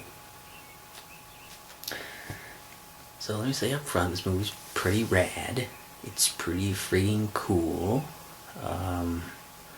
So I like that. It's just, you know, it's got really cool like miniatures and stuff too. Especially the opening thing, it's cool like ships going by. I think some cool like effects on them too. But it's very flashy with that. It's got some cool sets and costumes and so like it's just really like, as far as like, you know, probably lower budget stuff goes like this, it was like top notch of that stuff. Really great stuff. And the other thing is like, it almost feels like kind of long too. It's like feels like a lot of things happen because there are a lot of moments like there's a lot of action going on. There's some stuff going on with characters and building some of that, but like it kind of becomes a thing of like more of an adventure. The beginning, this doesn't explain it super well, but it's like what actually happens isn't just that he kills, like, it's not like he just turns on his friend, it's actually an accident. They're going out killing people because they're part of like this group of aliens that like raids the planet, and just go and like kill people. That's kind of like what they do. That's sort of their culture. But then like there's like this kid out there who walks out with like a toy gun, and it's like this crazy moment because like the kid has the same name as him, and then it's like, oh man, like something like resonates in him, and he like won't kill the kid or the mom, and then like it's like the guy that was with him was about to go do it, and he like tries to stop him, and accidentally ends up killing his friend in the process. So because the other people see that, they like, oh shit, he killed our own guy, he's a traitor, and everybody wants to kill him. And then like, so I think the person he killed, I believe it's like ends up being like his sister is like the main character Ken, or this guy is in love with her, and so like because of the rules of their planet though, she has to go back and actually kill him because he can't come back, and she can't come back then until Ken is dead by her hand, you know. So like, okay, so there's that plot thing going on, and basically what happens is after he escapes from that, he ends up kind of getting rescued and saved by this group of pilots for Earth and whatever their forces are or whatever. I think it's supposed to just be Earth. Yeah, it's Earth. And it's like they don't know that he's one of them until like only one that knows is like the captain, who basically like again, this is like, it sounds like a lot of spoilery stuff almost, but it's really just the setup where basically the captain like finds out it's after the Raiders had attacked, and that attack had ended up killing his wife and daughter, and he was gonna like quit being a captain after that, and like, you know, kind of like basically retire and like spend time with them, but now they're dead, so he's remaining a captain. But basically he's like, okay, well, like, he kind of gives this guy a second chance not to just be totally killed here too, and he's like, alright, well, I won't tell anybody you're a raider if you do what I tell you. And so he doesn't have much choice. But like, it's one of those things, like, he tries to like kind of become more friendly towards the other people and sort of learn what it is to be, you know, just like on Earth or whatever, and learn to not basically be this cold killer, and he still has to kind of carry the weight with him, but like, I don't know, it's like this kind of interesting thing of that, trying to bond with people when he's sort of forced into the situation, trying to get over the stuff he's done without being able to really talk to anybody about it or anything, and it's kind of interesting, along with some cool stuff that goes on, and I don't know, it's really cool. another one where it's like I'm pleasantly surprised at just how cool this movie is. And it weirdly ends, this isn't really a spoiler, I guess sort of, but it doesn't really spoil anything. It just ends with a to be continued, which makes me think that either this was, or at least was going to be, like a series of films. Maybe it was made for TV. I guess it was long enough to be a film. I don't know. But like, maybe they were going to make a sequel or just more of these or whatever, and now I wonder if they did or something, so like, I don't know, that's kind of a weird way to end it, I guess, except for the fact that if you're planning to make more, that's, I guess, how you'd want to do it. But it's fun time, it's a fun time. Cool stuff going on. I was pretty surprised. This is the kind of sci-fi stuff I like to see, and also, like, there are people, like, invading the towns to attack them and stuff in the beginning, so it kind of fits with the whole motif here that I was promised on the packaging, god damn it. For the latest in the series of half-watched movies on the set, Beyond the Moon, starring Richard Crane, Scotty Beckett, and Sally Mansfield. 1954, black and white, not rated. Might be able to hear its rating out. That could be good for ASMR. The United Worlds are stunned when longtime aide Professor Newton declares his allegiance to the planet Ophiuchius and its ruler Cleolanth. Space Ranger Rocky Jones and his sidekick Winky set out to Ophiuchius in order to learn the truth about Professor Newton's defection.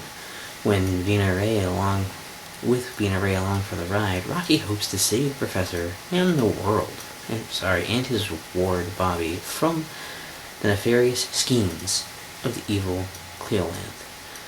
Yeah, sorry, I'm a little distracted. My reading's ass. The one is a planet name, so they made up, and if I pay attention, I would have heard them say it probably multiple times. The thing is, this was kind of boring. It was okay in the sense that, like, if you're focused and you're sitting down and you're just gonna watch it, it's okay.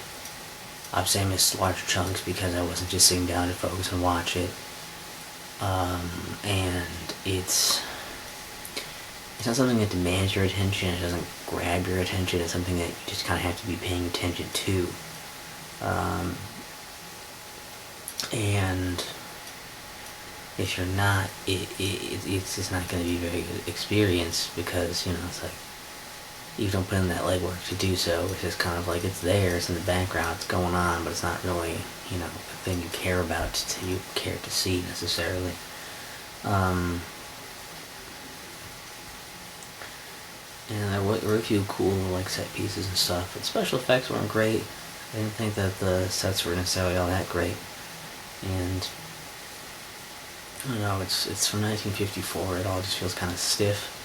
It didn't feel like it was something that, at least to me, it didn't feel like it was something ahead of its time or anything, it just feels very stiff, like we have to do these things and tell the story, and people are supposed to act a certain way, so they kind of do. And if they don't, it's for the sake of the movie to progress, so it's, I don't know, just a little stiff for my liking, I guess.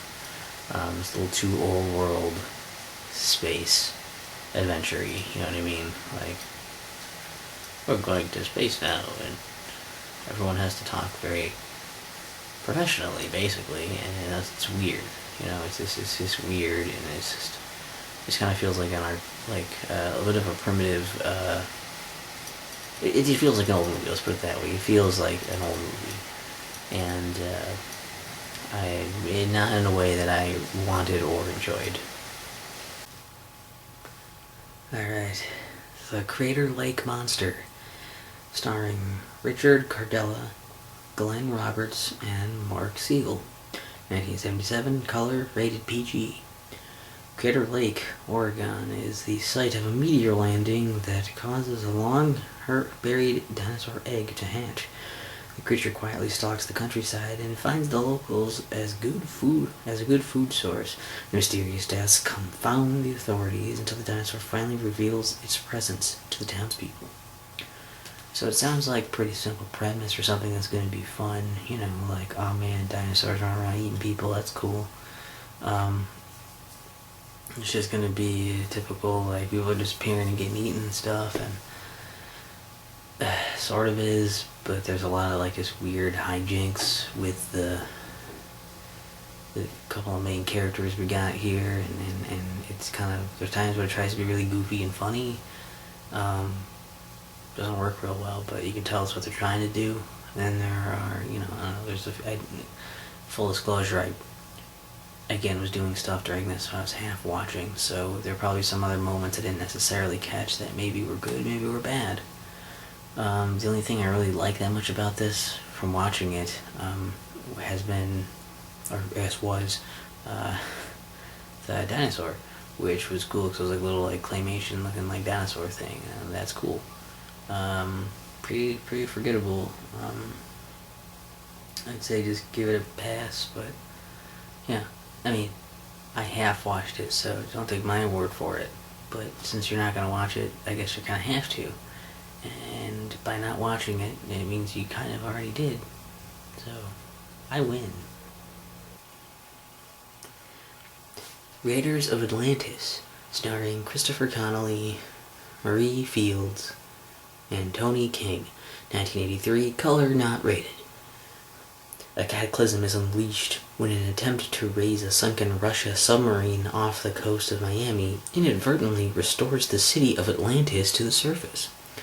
The survivors of the recovery platform's destruction find their way to a Florida coastal island, where they discover everyone has been massacred.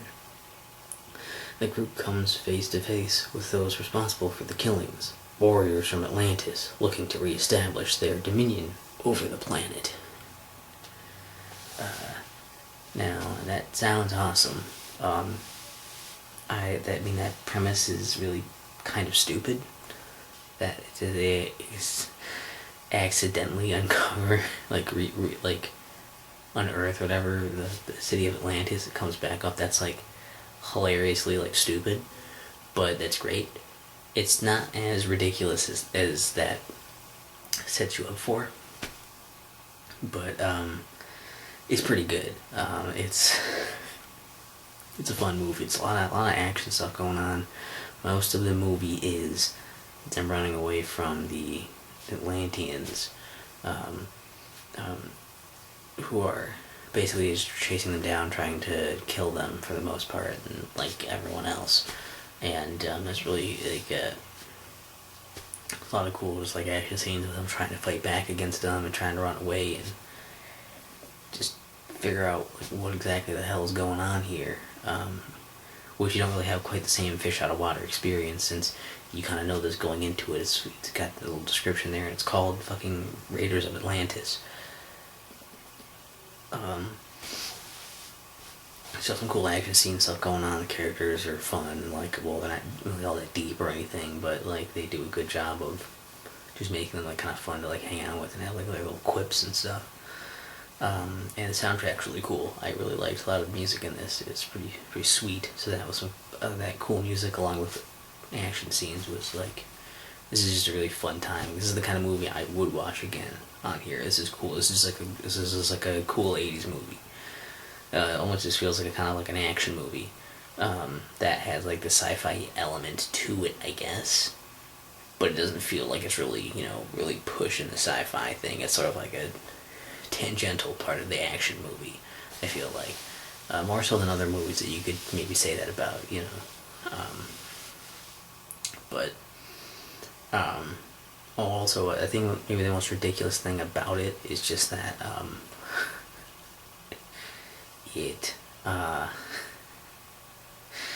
for some reason all of the Atlanteans are, this is like their world or whatever, but like the most ridiculous part is like they're like, they all ride around on motorcycles.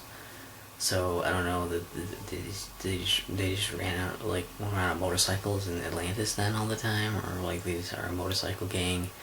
They haven't evolved since then, or they just happen to evolve with a way where they just all still use motorcycles, circa the 80s. I don't know.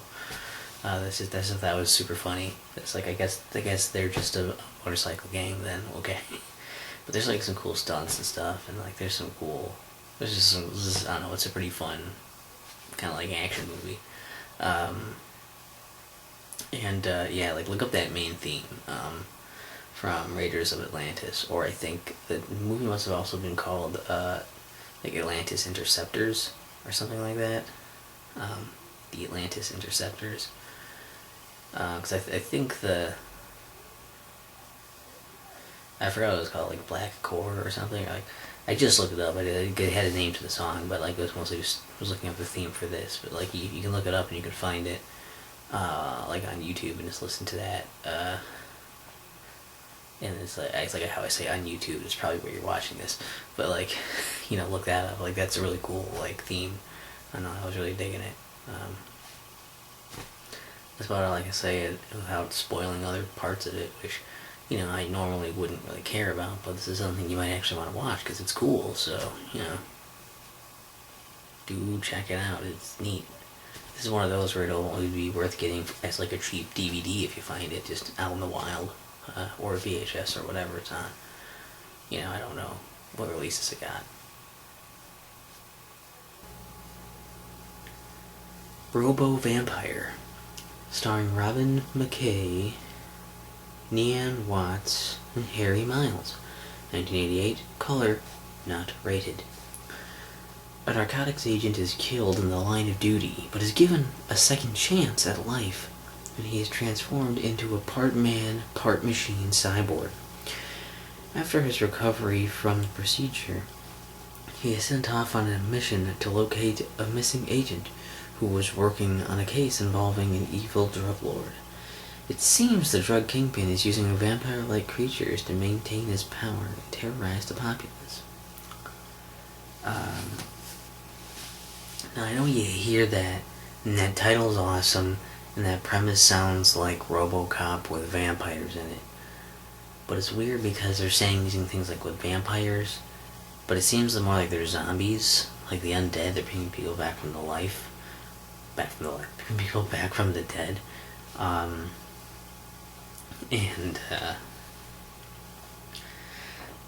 that would make them like zombies, not vampires. I don't know. So like they do rebuild the dude. He's basically like a RoboCop, except he's not really like with the police, more like a military kind of thing. I don't know. It's weird. And so you've got people fighting these weird like undead creatures, and then you got people with guns, and you got martial arts in there, and then you've got this robot in there that's also fighting these things. Sometimes it's like hand-to-hand stuff, sometimes it's using weapons. It's all over the place with that. So very much just like an action movie where they're throwing these weird things here, and it's just not very good. To be quite honest, this is not that good. It's fine. Stuff happens, but I didn't really find myself caring about what was going on for most of it. And so there's just like a few parts that are like, that's kind of cool, and there's a lot of like, I kind of don't care. And then it ends, and I always say that as like, it sounds like a joke, right? It's like, and then it ends, saying that nothing much happened. But no, it's like, when it ended, it was just kind of like, the last thing happened, and it was just like, freeze frame with the text at the end on it, and then done. There wasn't like an end credits for it. So that was really abrupt and weird, especially since this is on like a DVD like this. So it's not like if you had it if you're watching it like in a theater, or like you had like a standalone like VHS or DVD or something, it'd be like end, boom. Maybe it'd like give you like maybe some more impact or something to sit on for that. But here, because it has this menu, because there's multiple movies on the disc or whatever, it just went right back to this menu, and I was like, okay, that really just is it. So that's kind of weird. But could use more vampires. Could use any vampires. For something called Robo Vampire. I really thought there was going to be like a robot vampire. And by the title, when I started reading that too, I was kind of like, are they going to do like a RoboCop, but part of them is going to be like half robot, like half vampire? And it wasn't. And that's a shame. Missed opportunity. Maybe next year. Maybe next year. Horror High. Starring Pat Cardy, Rosie Holitek, and Austin Stoker, 1974, color, rated PG. A brilliant but socially awkward high school science student is the butt of jokes from his classmates and teachers.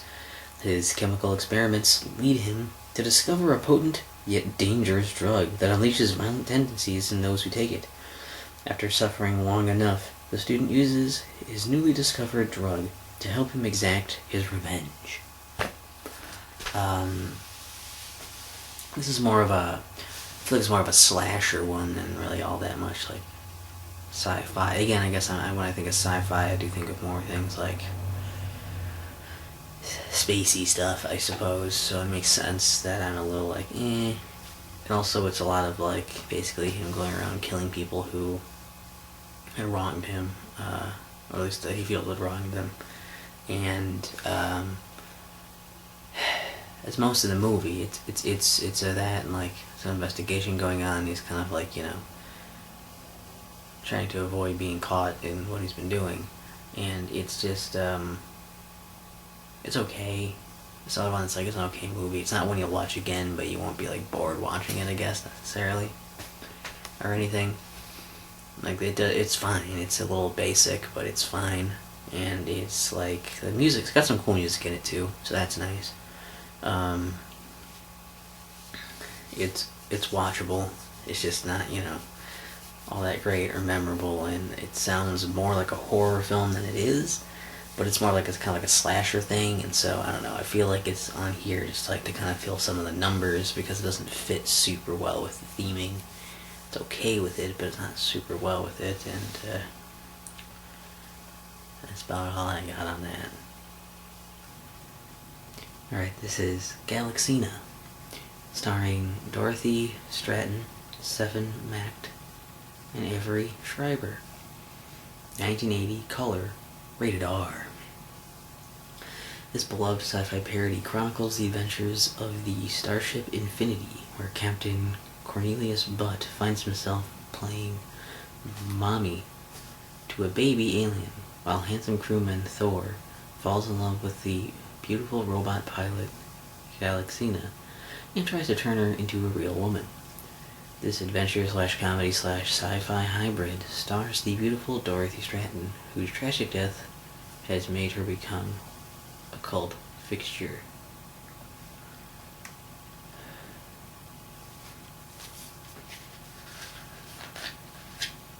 Any trouble line breaks like that? Oh, weird.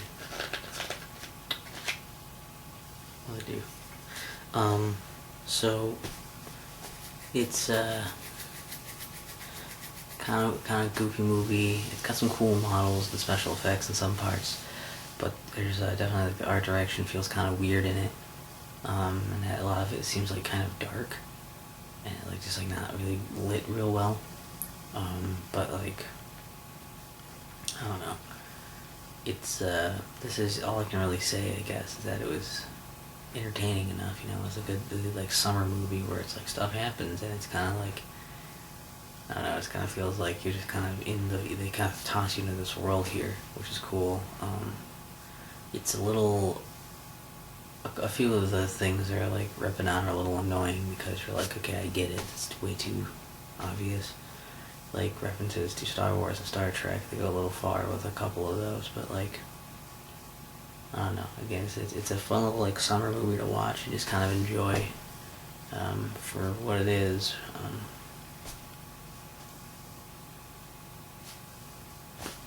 Not a whole lot else I really want to say about it, honestly, other than I've never heard of it before, so if that's just a regional thing or something, or it's more likely that I just don't know these movies that well because I just haven't heard of it, and the book makes it sound like I should have, and it doesn't say that really about any of the other movies, so That might be on me. Alright, so this one was Night of the Blood Beast, starring Michael Emmett, John Bayer, and Angela Green. 1958, black and white, not rated. An astronaut dies while returning from a mission, and his body is recovered by the military. The base where the dead astronaut is taken to becomes the scene of a bizarre invasion plan from outer space. Alien embryos inside the dead astronaut resurrect the corpse and begin a terrifying assault on the military staff in the hopes of conquering the world. Interesting way of putting this, because it almost seems slightly like spoilery for what happens in this. And also, is it right? Is that what it was supposed to be? Or is it taking artistic liberties? I don't know. It seemed like, to me, that it was like, I mean, that stuff happened, I suppose. It did, but, like, it is kind of built up like a thing. Like, it almost sounds like they're trying to, like kill off these people and somehow take over the world through there. I kind of thought it was going to be, like, you know, by the description of this and the title, I was like, maybe it'll be like a basically a monster movie, like dude comes back from the dead kind of thing, but mixed with aliens. But, like, it's kind of a really rushed thing at the end there for the plot of the aliens' motivations. And it's such a quick, like, pivot. Like they say here, it's a plot to take over the planet, but essentially you don't find that out until the last few minutes of the movie. And it's weird because it's like, why then are we seeing this here? And, like, why is it so rushed? You know, you had this whole movie to do it, which a lot of the pacing's pretty good, I think. A lot of the way they're just kind of, like, trying to figure stuff out, and so being very, you know, science fiction-y, like, how is this working? It's like, that's because this is going on, you know, and they're waiting for backup and help or whatever, because they're at this weird, like, outpost where they are. And, like, I think a lot of the stuff's done pretty well, actually. It's pretty interesting. It doesn't feel like it's clunkily rushed, aside from, like, that end part, basically. It's a little, like, you know, it's from the 50s, so it's a little, like, I mean, acting seems a little weird just because that's, for one thing, how you're kind of expected to act when you're in movies, and also because of the different, you know, time period anyways. And, I don't know, it's decent, you know. It was one that's probably worth watching. There's also a little cool thing in the intro of, like, the ship flying, all the opening credits are showing. And there's like a little shot of, like, they're looking at the dead dude's, like, blood cells, because they're like, how is he still, it seems like he's still alive, because of the blood cells and everything are still alive. And, like, they notice a cool thing there, and, like, that stuff looks like it's, like, I think all of that was just, like, drawn animation stuff, probably, or at least partially or something. It looks really cool, though. Like, I don't know if it was supposed to be realistic or not necessarily for the opening thing. I think the blood thing kind of was, but it looks really cool. So it's like that was cool. But yeah, because all the credits are front loaded, that also when it ends, it seems like they kind of quickly wrap it up to be done with the movie, and then because there's no ending credits to it, it's just like, last line of the movie is said, there's a little bit of a shot, and then boom, right back to the menu, and it's like a little jarring. But yeah, not bad. Not what I was expecting, but not bad. Alright, we have The Manster, starring Peter Dinelli? Dinelli? Dinelli? Jane Hilton, a lot of Y's in these names, and Satoshi Nakamura. Okay, there's not one there.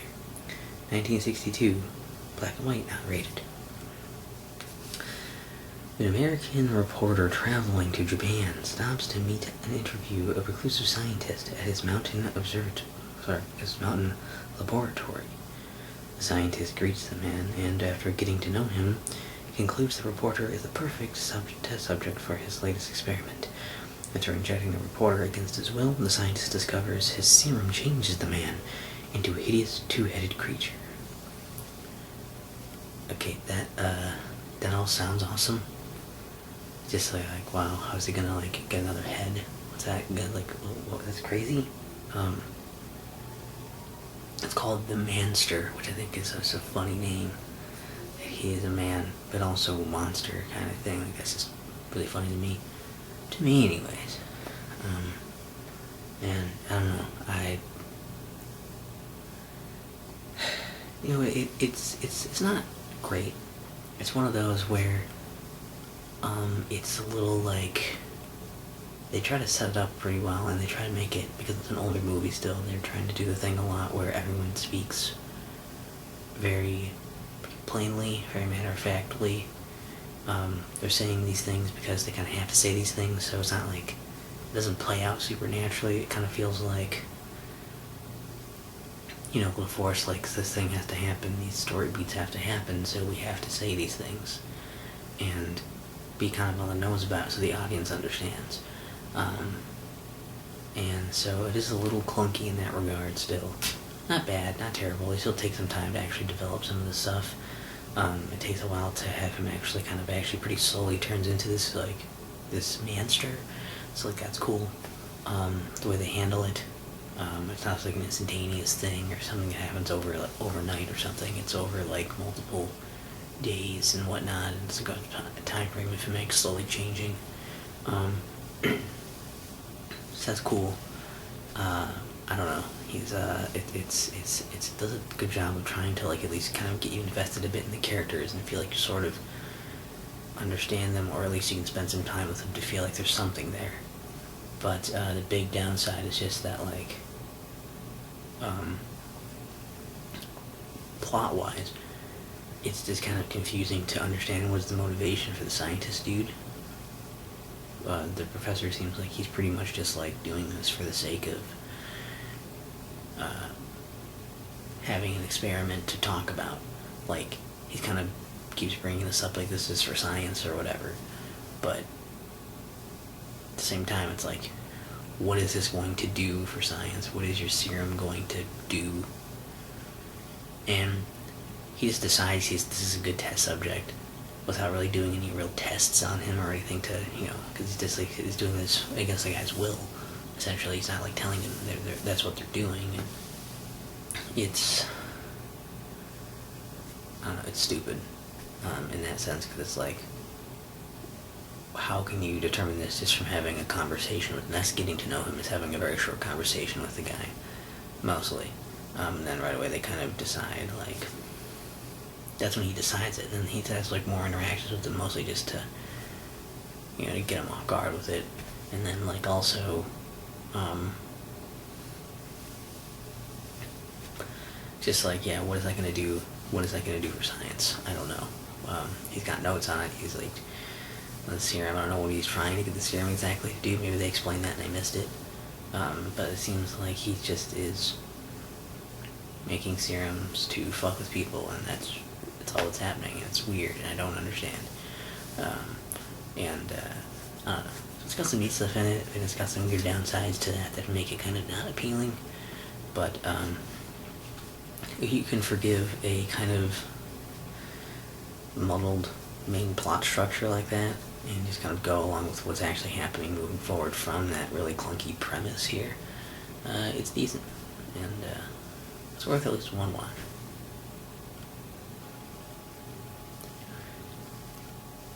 Evil Brain from Outer Space. Starring Ken Utsui, Junko Ikiuchi, and Minoru Takada. 1956. Black and white, not rated. A giant alien brain is leading its forces across the far reaches of space with the intent to conquer the universe. Arriving at Earth, the monstrous brain unleashes a horde of monsters upon the planet to spread disease and destruction.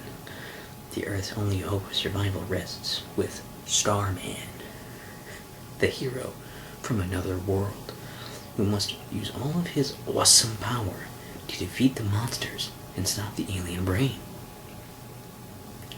I just thought it was the moment of pause there was weird, so that was weird. There was, say it was a monster's brain, and then also say it sent out monsters. Ultimate use that read together. Oh, this one is not very good. That premise is awesome. Either I just missed the shots of it because I was half watching this after a little bit. I was watching it for a while and then I kind of got distracted, and there were a lot of fight scenes mixed in with scenes of just like discussing things. Pretty heavy on the fight scenes though. A lot of these fight scenes were like the thing where it was like the main hero was out there, and he was Starman was out there and was like out and fighting things, and just like it's just a ton of dudes around, and he's able to just like overpower tons of them. So it also seems kind of weird that he's still sort of like distracted by trying to fight every one of them if they can't really hurt him anyway. So doesn't he just cut through them and not trying to stop every one of them, just go for his main goal, unless his goal was to try and incapacitate every single, minion in that room. But yeah, it's just kind of boring, and I kind of quit paying attention, and then like it ended, and it just doesn't really hold your attention. It's not very entertaining. It's just kind of like it's things happening. It's a movie, and I really was hoping for like an awesome, huge brain at some point, and like spaceships and cool stuff, and it was mostly a dude in a weird suit fighting dudes in costumes. The beginning part was kind of cool. Had some cool costumes going on there that looked pretty neat, and then most of the movie is just people in fairly normal costumes that are like, that's not very alien-y or awesome or anything. So I did notice though that on the menu, it's just kind of hard to, like, some stuff it's fine, like you look and it's like, oh, there you can notice the eye is fine, and up there the eye is okay. You look here and like you can't really tell that there's like, other than like how thick the line is, you can't tell there's an eye there. It's like, I guess even on a movie, if you zoom in here you can see it. So maybe I zoom in here with the camera. No, even when you zoom in with the camera you still can't. It just looks like EVL brand from outer space. And I thought that was funny. So funny that I decided to pick the camera up and move it for a sec. But I'll try to end it right here. So we've got continuity, so it doesn't feel like we just jumped away, even though it's probably going to be lots of tiny cuts, or it just keeps shifting positions anyways. The Bat, starring Vincent Price, Agnes Moorehead, and Gavin Gordon. 1959, not rated. A mysterious man. I mean, that sounds promising, right? People you've heard of, people I've heard of, people we've heard of. A mysterious mansion holds secrets and terror for the owner and visitors alike. In this thriller based upon a classic stage play, Cornelia Van Gorder, Agnes Moorehead, has taken up residence in an old mansion that was the scene of some mysterious deaths years ago. The recent owner of the mansion was a banker who had embezzled money and had it hidden somewhere in the mansion, but he was killed before he was able to retrieve it. Now it appears that someone is stalking the mansion to find the money and protect its secrets. I feel like the comma should be after mansion and before but in this line here instead of after but. Other than that though, I honestly, to be fair, I hard half watched this movie. I was doing some other stuff while this was playing for a lot of it, and I was checking in, periodically looking and listening. Obviously that's not really all that fair to do to a movie, which is a largely visual medium, but it was pretty dull. And also, I think that the whole thing felt more of like a, it was almost like elements of a murder mystery, elements of like they call it a thriller. It's like a suspense flick, kind of like a horror or slasher kind of flick.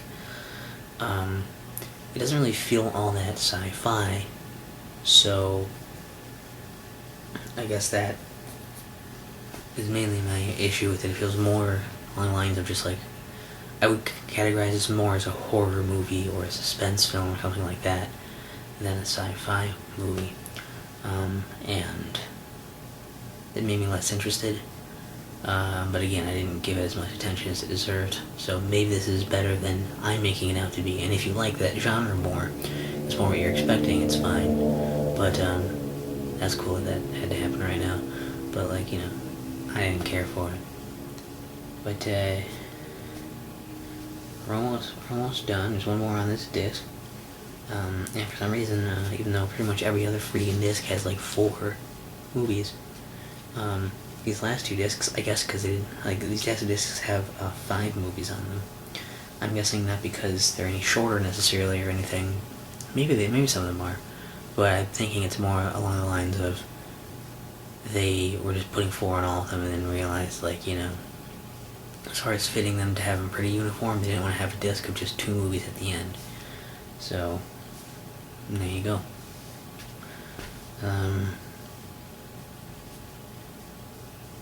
The Bat.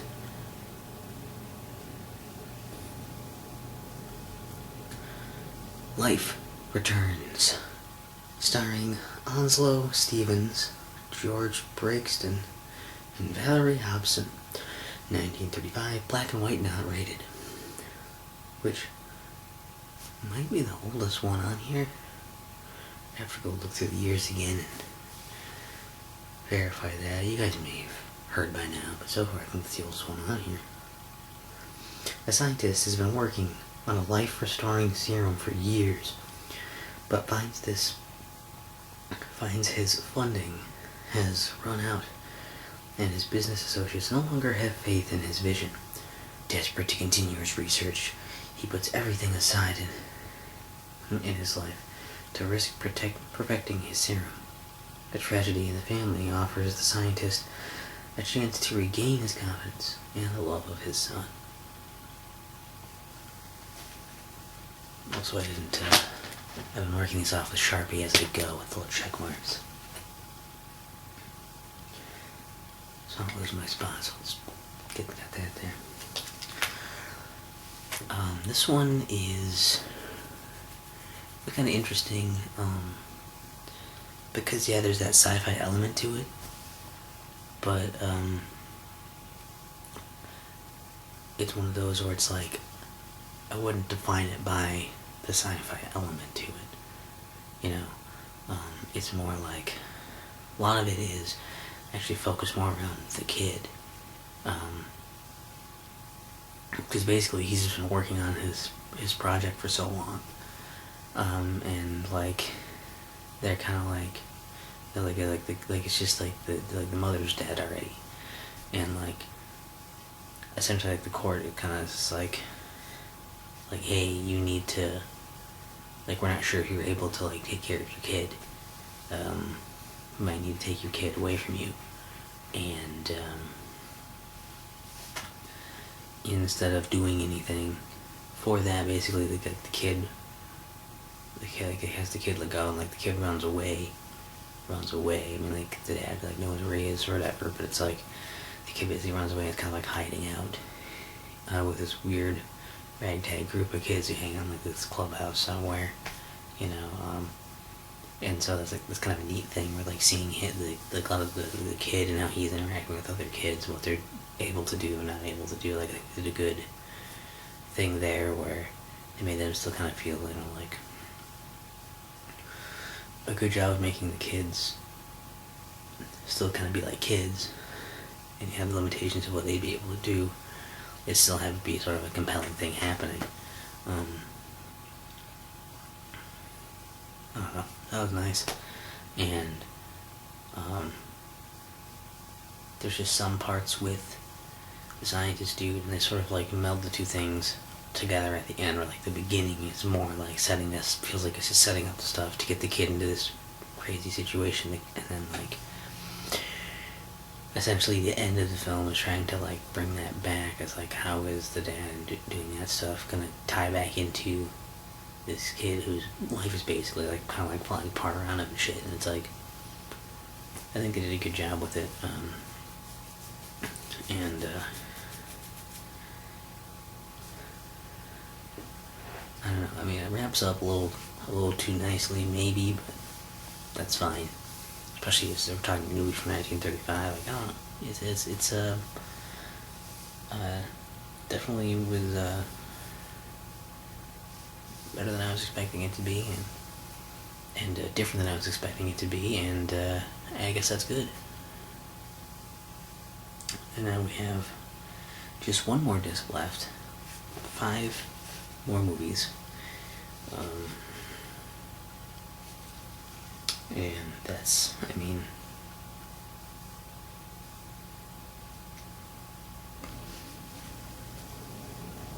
oh yeah, I'll see you for the rest of them. This is the beginning of the end of the discs with The Giant of Metropolis, starring Gordon Mitchell, Bella Cortez, and Roldano Lupi. 1961, color, not rated.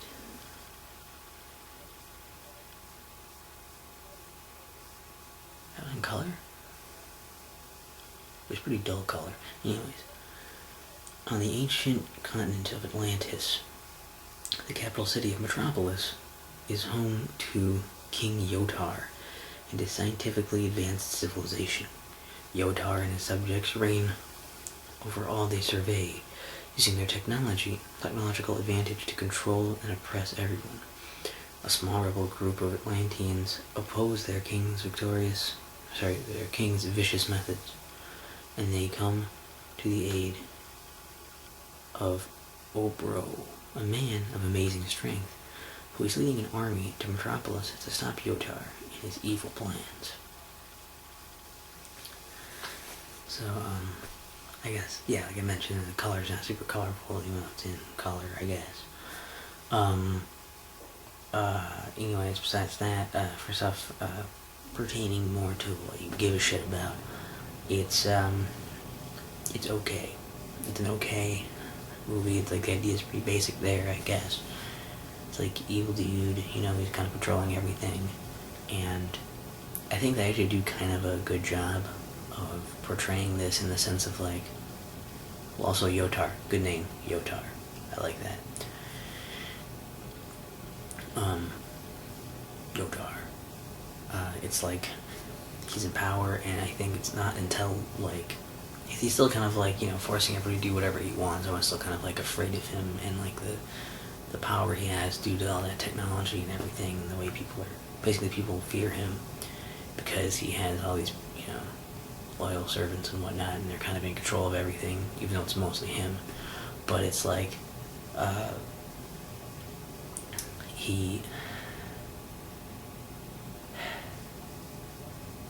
think it's good because like when Obro shows up and he's like, basically he's the messenger, and he's like, it's like, we're coming for you, like you can't stop us, we're gonna overthrow you, like that's people who don't want to be, you know, under his rule anymore. And like once that happens, then like Yotar kind of is slowly like losing it. He starts getting like angrier, and it's getting harder to please him, and he's like lashing out a lot more, which is just making people more upset, and it's making, you know, the cause for the people who want to rise up against them, it does a lot for that cause. It kind of builds that way, so it does a good job of feeding into that, and you know, kind of slowly going into that rather than him just being super evil the whole time and mean and terrible, and then like having them overthrow him be the natural, like of course they're going to, right? They have to.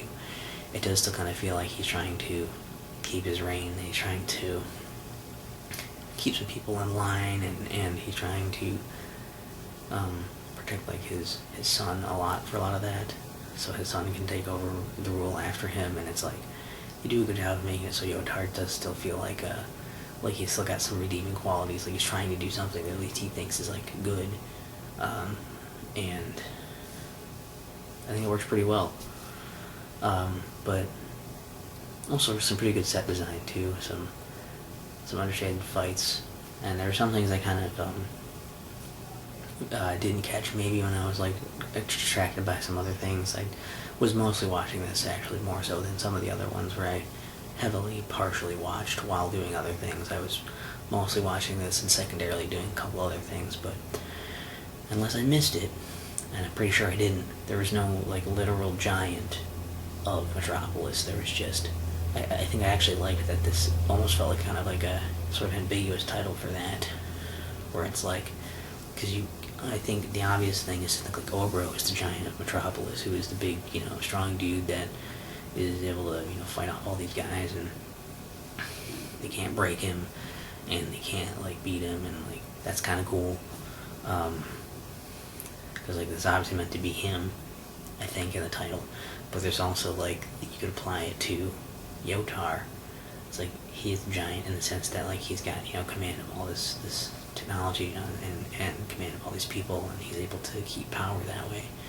And so in a way, even though there's no literal giant, you could apply to either of them, and it's almost like which one is going to end up being the giant of Metropolis. And I think that's kind of a cool thought in the title that maybe they thought of when they were doing it, or maybe I'm just applying that now because I thought of it. It had my wheels spinning in my head. I don't know.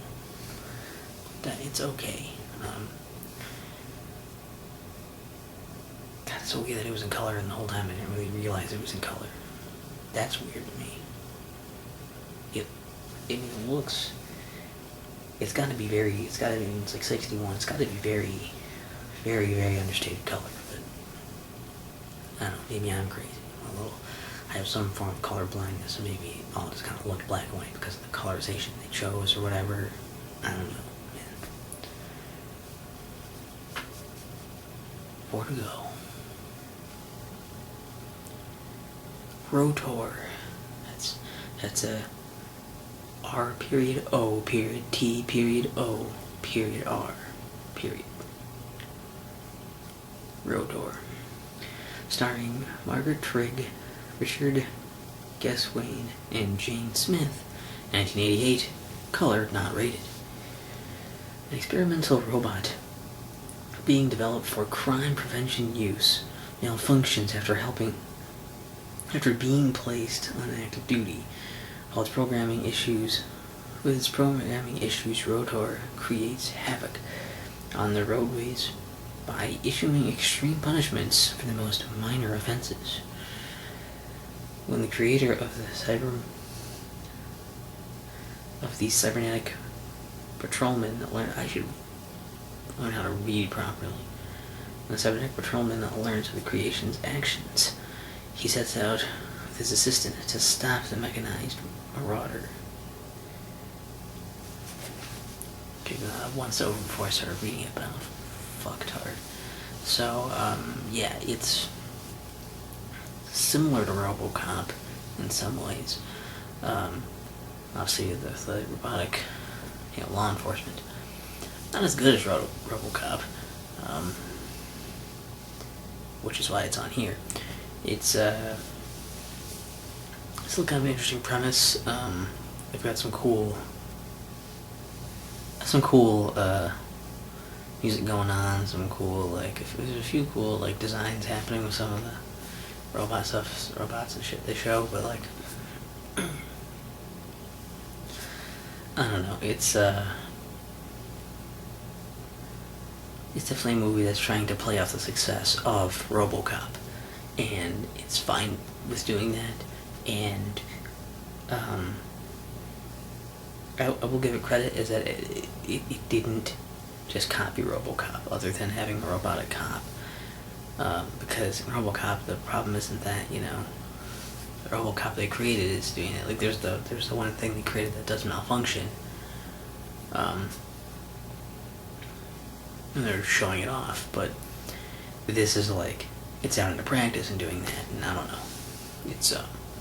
It's more of a thing of like, oh, it's like a horror movie, like we accidentally created this monster that's doing this stuff, you know, and it's like, I don't know. It feels like it kind of does its own thing enough to make it worth existing, even though RoboCop also exists and is better. And if you have the choice, you should watch RoboCop instead.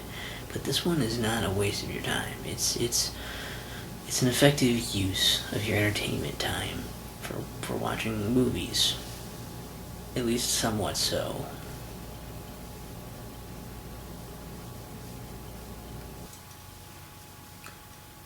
Death Machines, starring Ron Marchini, Michael Chong, and Joshua Johnson.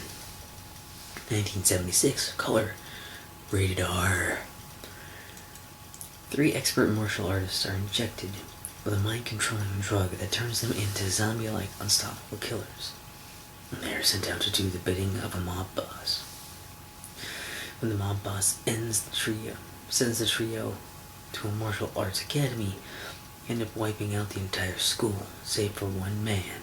The survivor of the massacre vows to avenge his classmates and trainers by tracking down the 3 killers and the man responsible for ordering killings.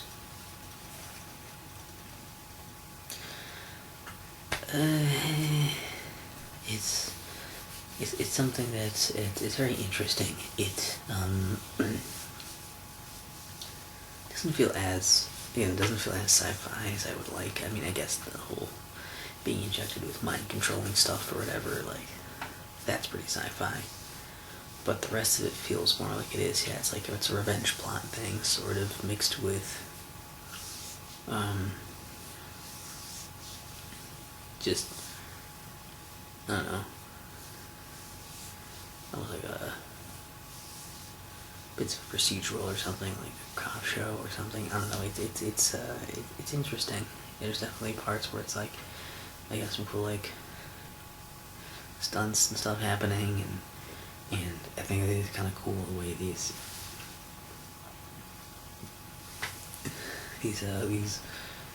killers are like, I hate to say they're zombie-like, and kind of, and it's like a sense that they don't fuck around. They don't do the whole, you know, classic movie bad guy thing, or TV show or whatever, classic bad guy thing of like, man, or like reveal to you my plot, or, you know, like kind of like relish in what they're doing or anything. You know, they don't give the characters anybody any chances to get away. Really, they're dead set, and they don't always succeed in what they're trying to do for getting people, but it is really cool to see how dedicated they were to like making it so like, no, that's their thing, that's what they do.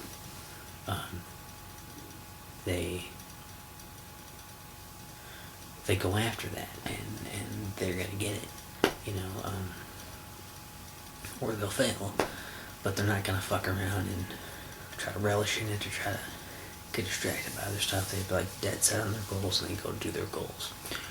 And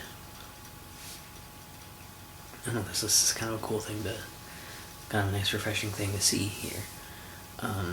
And I don't know, the plot is a little like weird, it's kind of hard to follow. Do some good stuff with some of the with like the cops and detectives or whatever, like working on the case and of stuff, what's going on, people getting killed and all that. And they do a good job with something like the one dude. Interestingly, this doesn't feel like a big revenge plot, because the dude that like is left alive, who is like swears he's gonna kill these people, kind of just almost sounds like a thing that he's like saying, you know, because he's angry, and like this is a way of like internalizing it. Like, no, like, I'm gonna get them back. I'll be okay because I have to be, you know, because I'm gonna get them or something. Like, it almost feels like he's more coping with losing his hand and trying to go back to, you know, living some semblance of a normal life after, you know, all these people he knew in that like karate academy or whatever were just killed. It's crazy. So some of that stuff's pretty good. Again, it doesn't feel like a whole lot like a sci-fi thing though, because it's very, I think that's one like piece of the whole thing. And if you could replace that with something else, some other reason, if like they were just happened to be really good henchmen or whatever, really good killers or something, I don't know, like if they replaced it with an element like that that didn't seem as sci-fi, it's like they got like mind control stuff. It's like it probably wouldn't even be considered a sci-fi movie then. So I don't know, but it was definitely one that was interesting enough where I was watching it. I mean, I missed a couple parts, but I was watching quite a bit of it because it was rather engaging, and it let itself breathe in some parts too. It's like we gotta go to this now a little bit. I think it's a little hard to follow though. I don't quite understand the mob bosses, like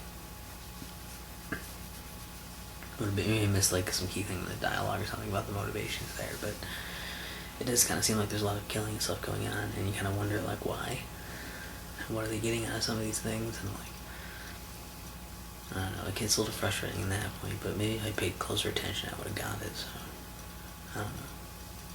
Oh, and a really interesting note, this is the movie where the menu music is from. So the menu music you hear on all these discs, they took that theme from here. I don't know if they got the rights to use it that way, or I guess if it's public domain, that maybe they didn't need it for the song, if that's also public domain. But that theme is like from this movie, like you hear it play over like the opening credits, which is a really cool like graphic that shows up right away too. So the music in this movie is interesting. There's that too. Fun fact, did you know? The Wasp Woman, starring Susan Cabot, Anthony Isley, and Barbara Morris. 1960, black and white, not rated. The aging owner of a cosmetics company has been working with a questionable scientist on a beauty formula based upon queen bee secretions, insisting that she is to be the first to try the formula. Insisting that she be the first to try the formula, she is transformed into a remarkably younger and more vibrant-looking woman. Well, unfortunately, the formula has side effects that cause her to eventually transform into a human wasp, then preys upon its victims at night. Look, I mean to put that, preys upon, than.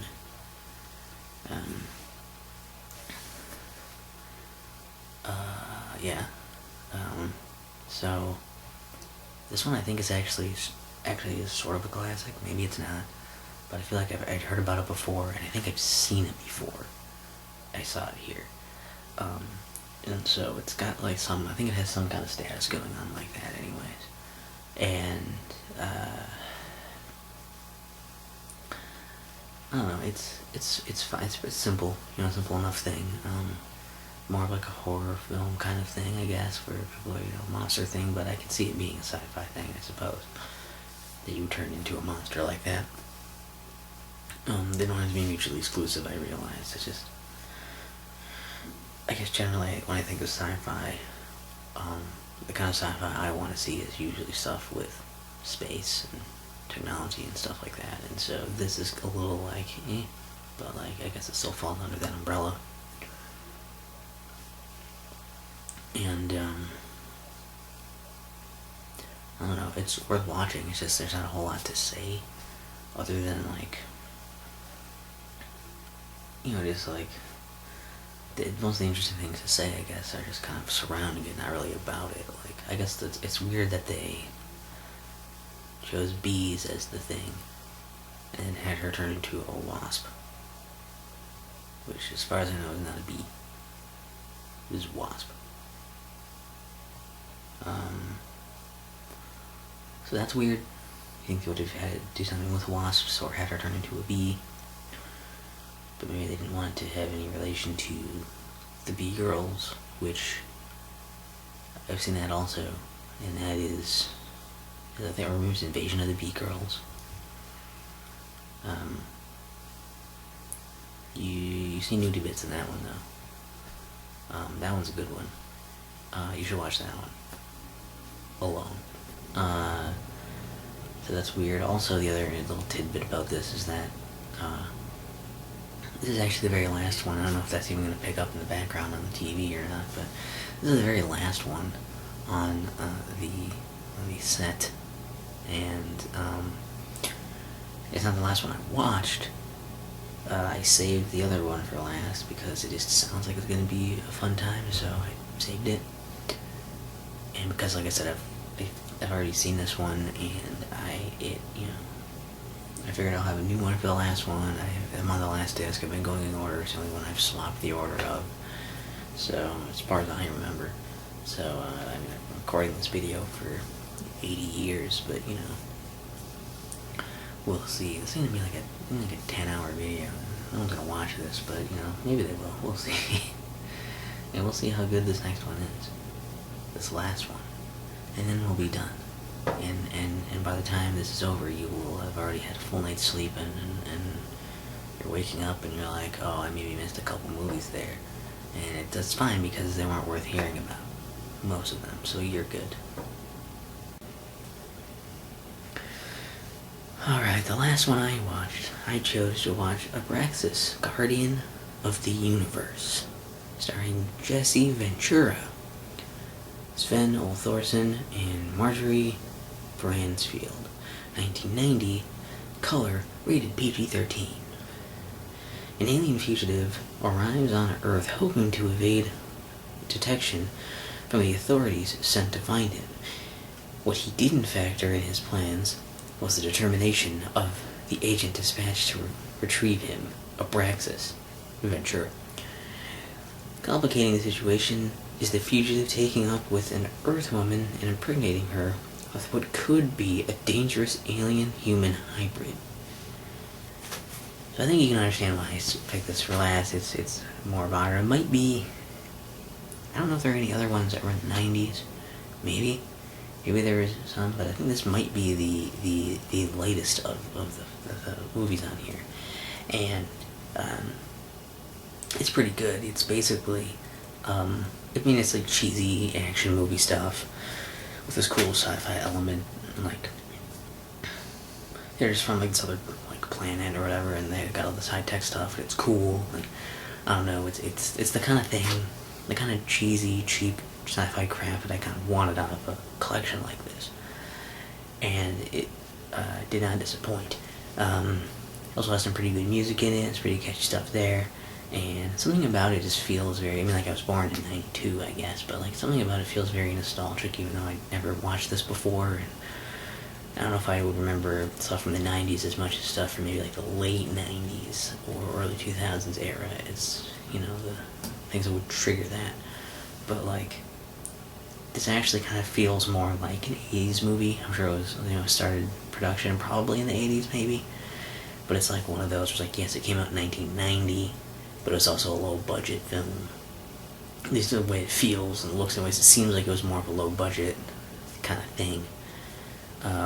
And so it ends up feeling just kind of like an 80s movie. And that's fine.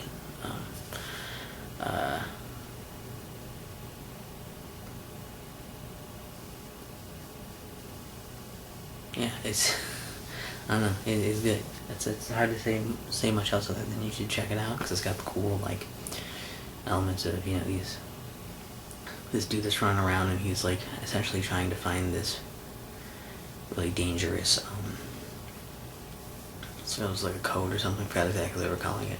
It's something that's actually, like, in someone's brain that somebody had, and they, like, it's some kind of code that this dude needs, and then, like, they think that the kid is going to have that code, and so they're trying to...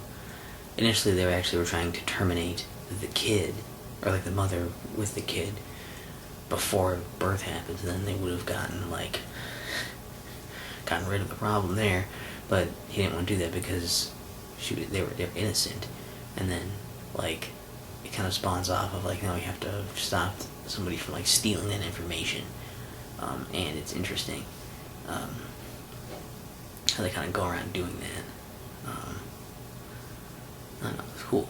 It's worth a watch, and definitely one of the best ones out of this whole pack, so that's awesome. Recommended, and I will see y'all in the next part when we wrap all of this shit up. Holy shit.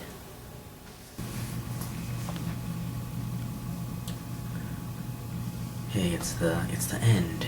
Not exactly the same precision I started. I think I started with recording on the shelf to the side of me, but it's not a big deal. And also, I mean, like, it was so long ago that I might not even be that. I had different glasses. I'm sure my hair lengths and facial hair and everything changed multiple times throughout doing this, but I tried to get it relatively the same shot for all of those, so hopefully I did okay. So that was this Sci-Fi Invasion.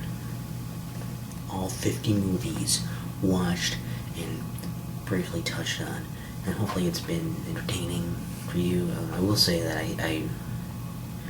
I appreciate that these have DVDs of real quiet, real good phrase somewhere there. However, like, they're single-sided like this, and they have nice stuff on the front. Just looks nicer than the other ones in this other pack that I have. Really convenient to have that and list the movies there easily. I don't know why this is the artwork they chose though. Like, maybe they got just got that for it and I liked it. But like, nothing in here, none of the movies look like this. This looks like this was probably, I mean, this came out, I think I looked at this before, 2011. So this would probably look kind of hip and modern to see something like this on here. You'd think, oh yeah, I'm going to see cool spaceships and stuff, and we're going to get to whatever this is. But I think the most the most modern thing I think on this was that it was like 1990, maybe there's something in a few years into the 90s or something. But like, you know, I don't think there's anything past the 90s for sure. Thing is, I also have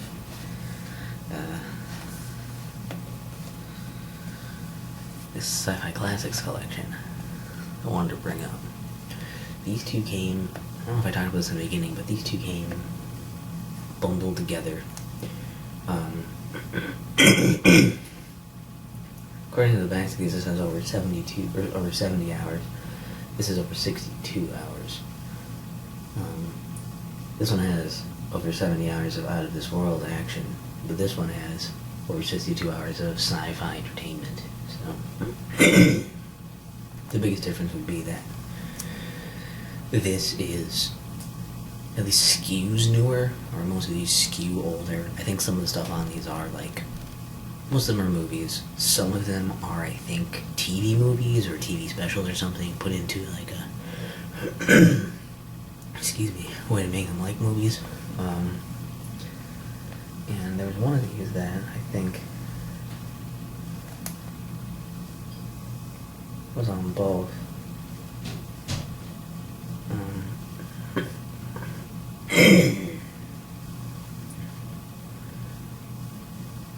The Wasp Woman is on both. The Wasp Woman.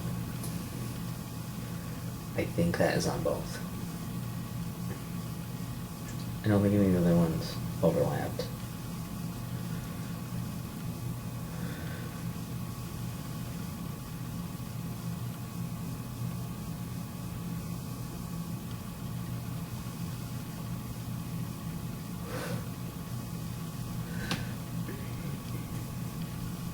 You know, I have a little thing that says featuring who's in it on the back, the famous star, names on. But these two actually came in. I'm assuming these were made separately. And they came in like a pack I got together. There was just like a little overlay over the two things. See, I didn't know that these were the two things that were in there. It was just like a big box thing. it had like Sci-Fi or something on it, and it was just these two things they smashed together, I guess, because they weren't selling that much. Now, for these, I'm not gonna go back and rewatch all. I've already watched all of these, pretty much all of them, before I started doing that one. So I'm not gonna go back and watch all of these, but this is an anniversary edition, apparently, according to this bottom part. Bad place with my light, I guess. But like, at least the cover of this too, you get the idea that he's supposed to be a classic stuff. Got Chimera on the cover, so you kind of have some different expectations there. The thing I will admit is that this one,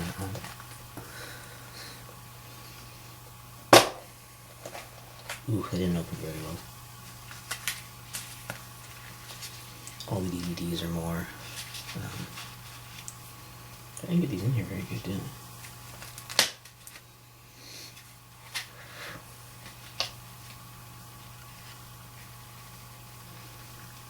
Still kind of dusty from when they sat out for a while, but like, the DVDs look like this.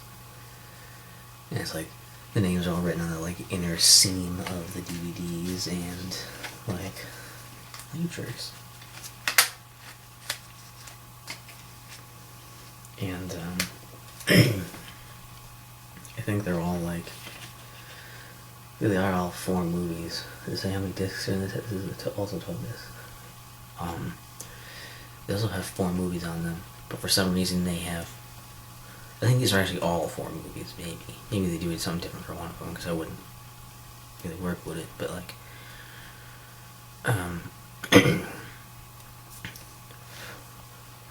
like, they're like this, so there's 2 movies on one side and 2 movies on their side, so you have to keep flipping it, which is annoying, and obviously they didn't have to do that, because in the other stuff they didn't. And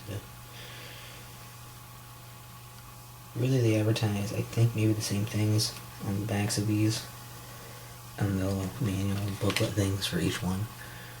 You know, the back of this, it's also available, but it, like, the Sci-Fi TV would be cool, but like, kind of, I see that very well because it's way over there in the lighting, but like, they advertise this thing on the back of itself, so that's funny.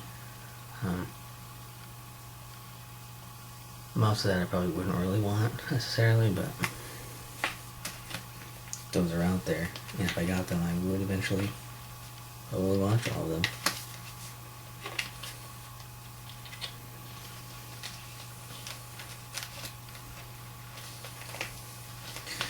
But that is the entirety of this thing. And so yeah, we got all these movies finally done, and there's only so many, like a handful that are worth watching, but I like watching crappy movies, and I'm an easy solid movie, so unless a movie's like really goddamn boring, or really goddamn terrible, I'll probably still find something to enjoy about it. All other slight differences, all the menus for these, it's where they have scene selection. I don't know how accurate those scene selections would be. I never tried any of them, but like these DVDs don't have any like menu music or animation or anything. These ones have menu music and animation, but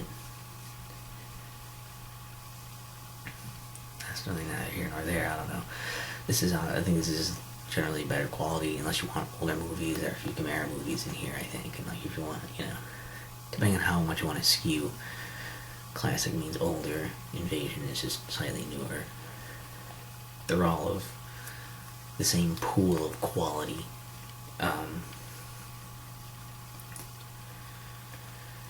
And for other stuff I do have, if you guys would like to see more of these, I would love to hear that in the comments. But I've got, I think, 25 horror movies, I believe it is. Yeah, I think 4 ninja movies. I think 25 Monsters Attack movies. I think I got a collection of like zombies and stuff or something. There's some kind of thing, I don't know. I got a few other collection things that we can look at, so that'll be cool.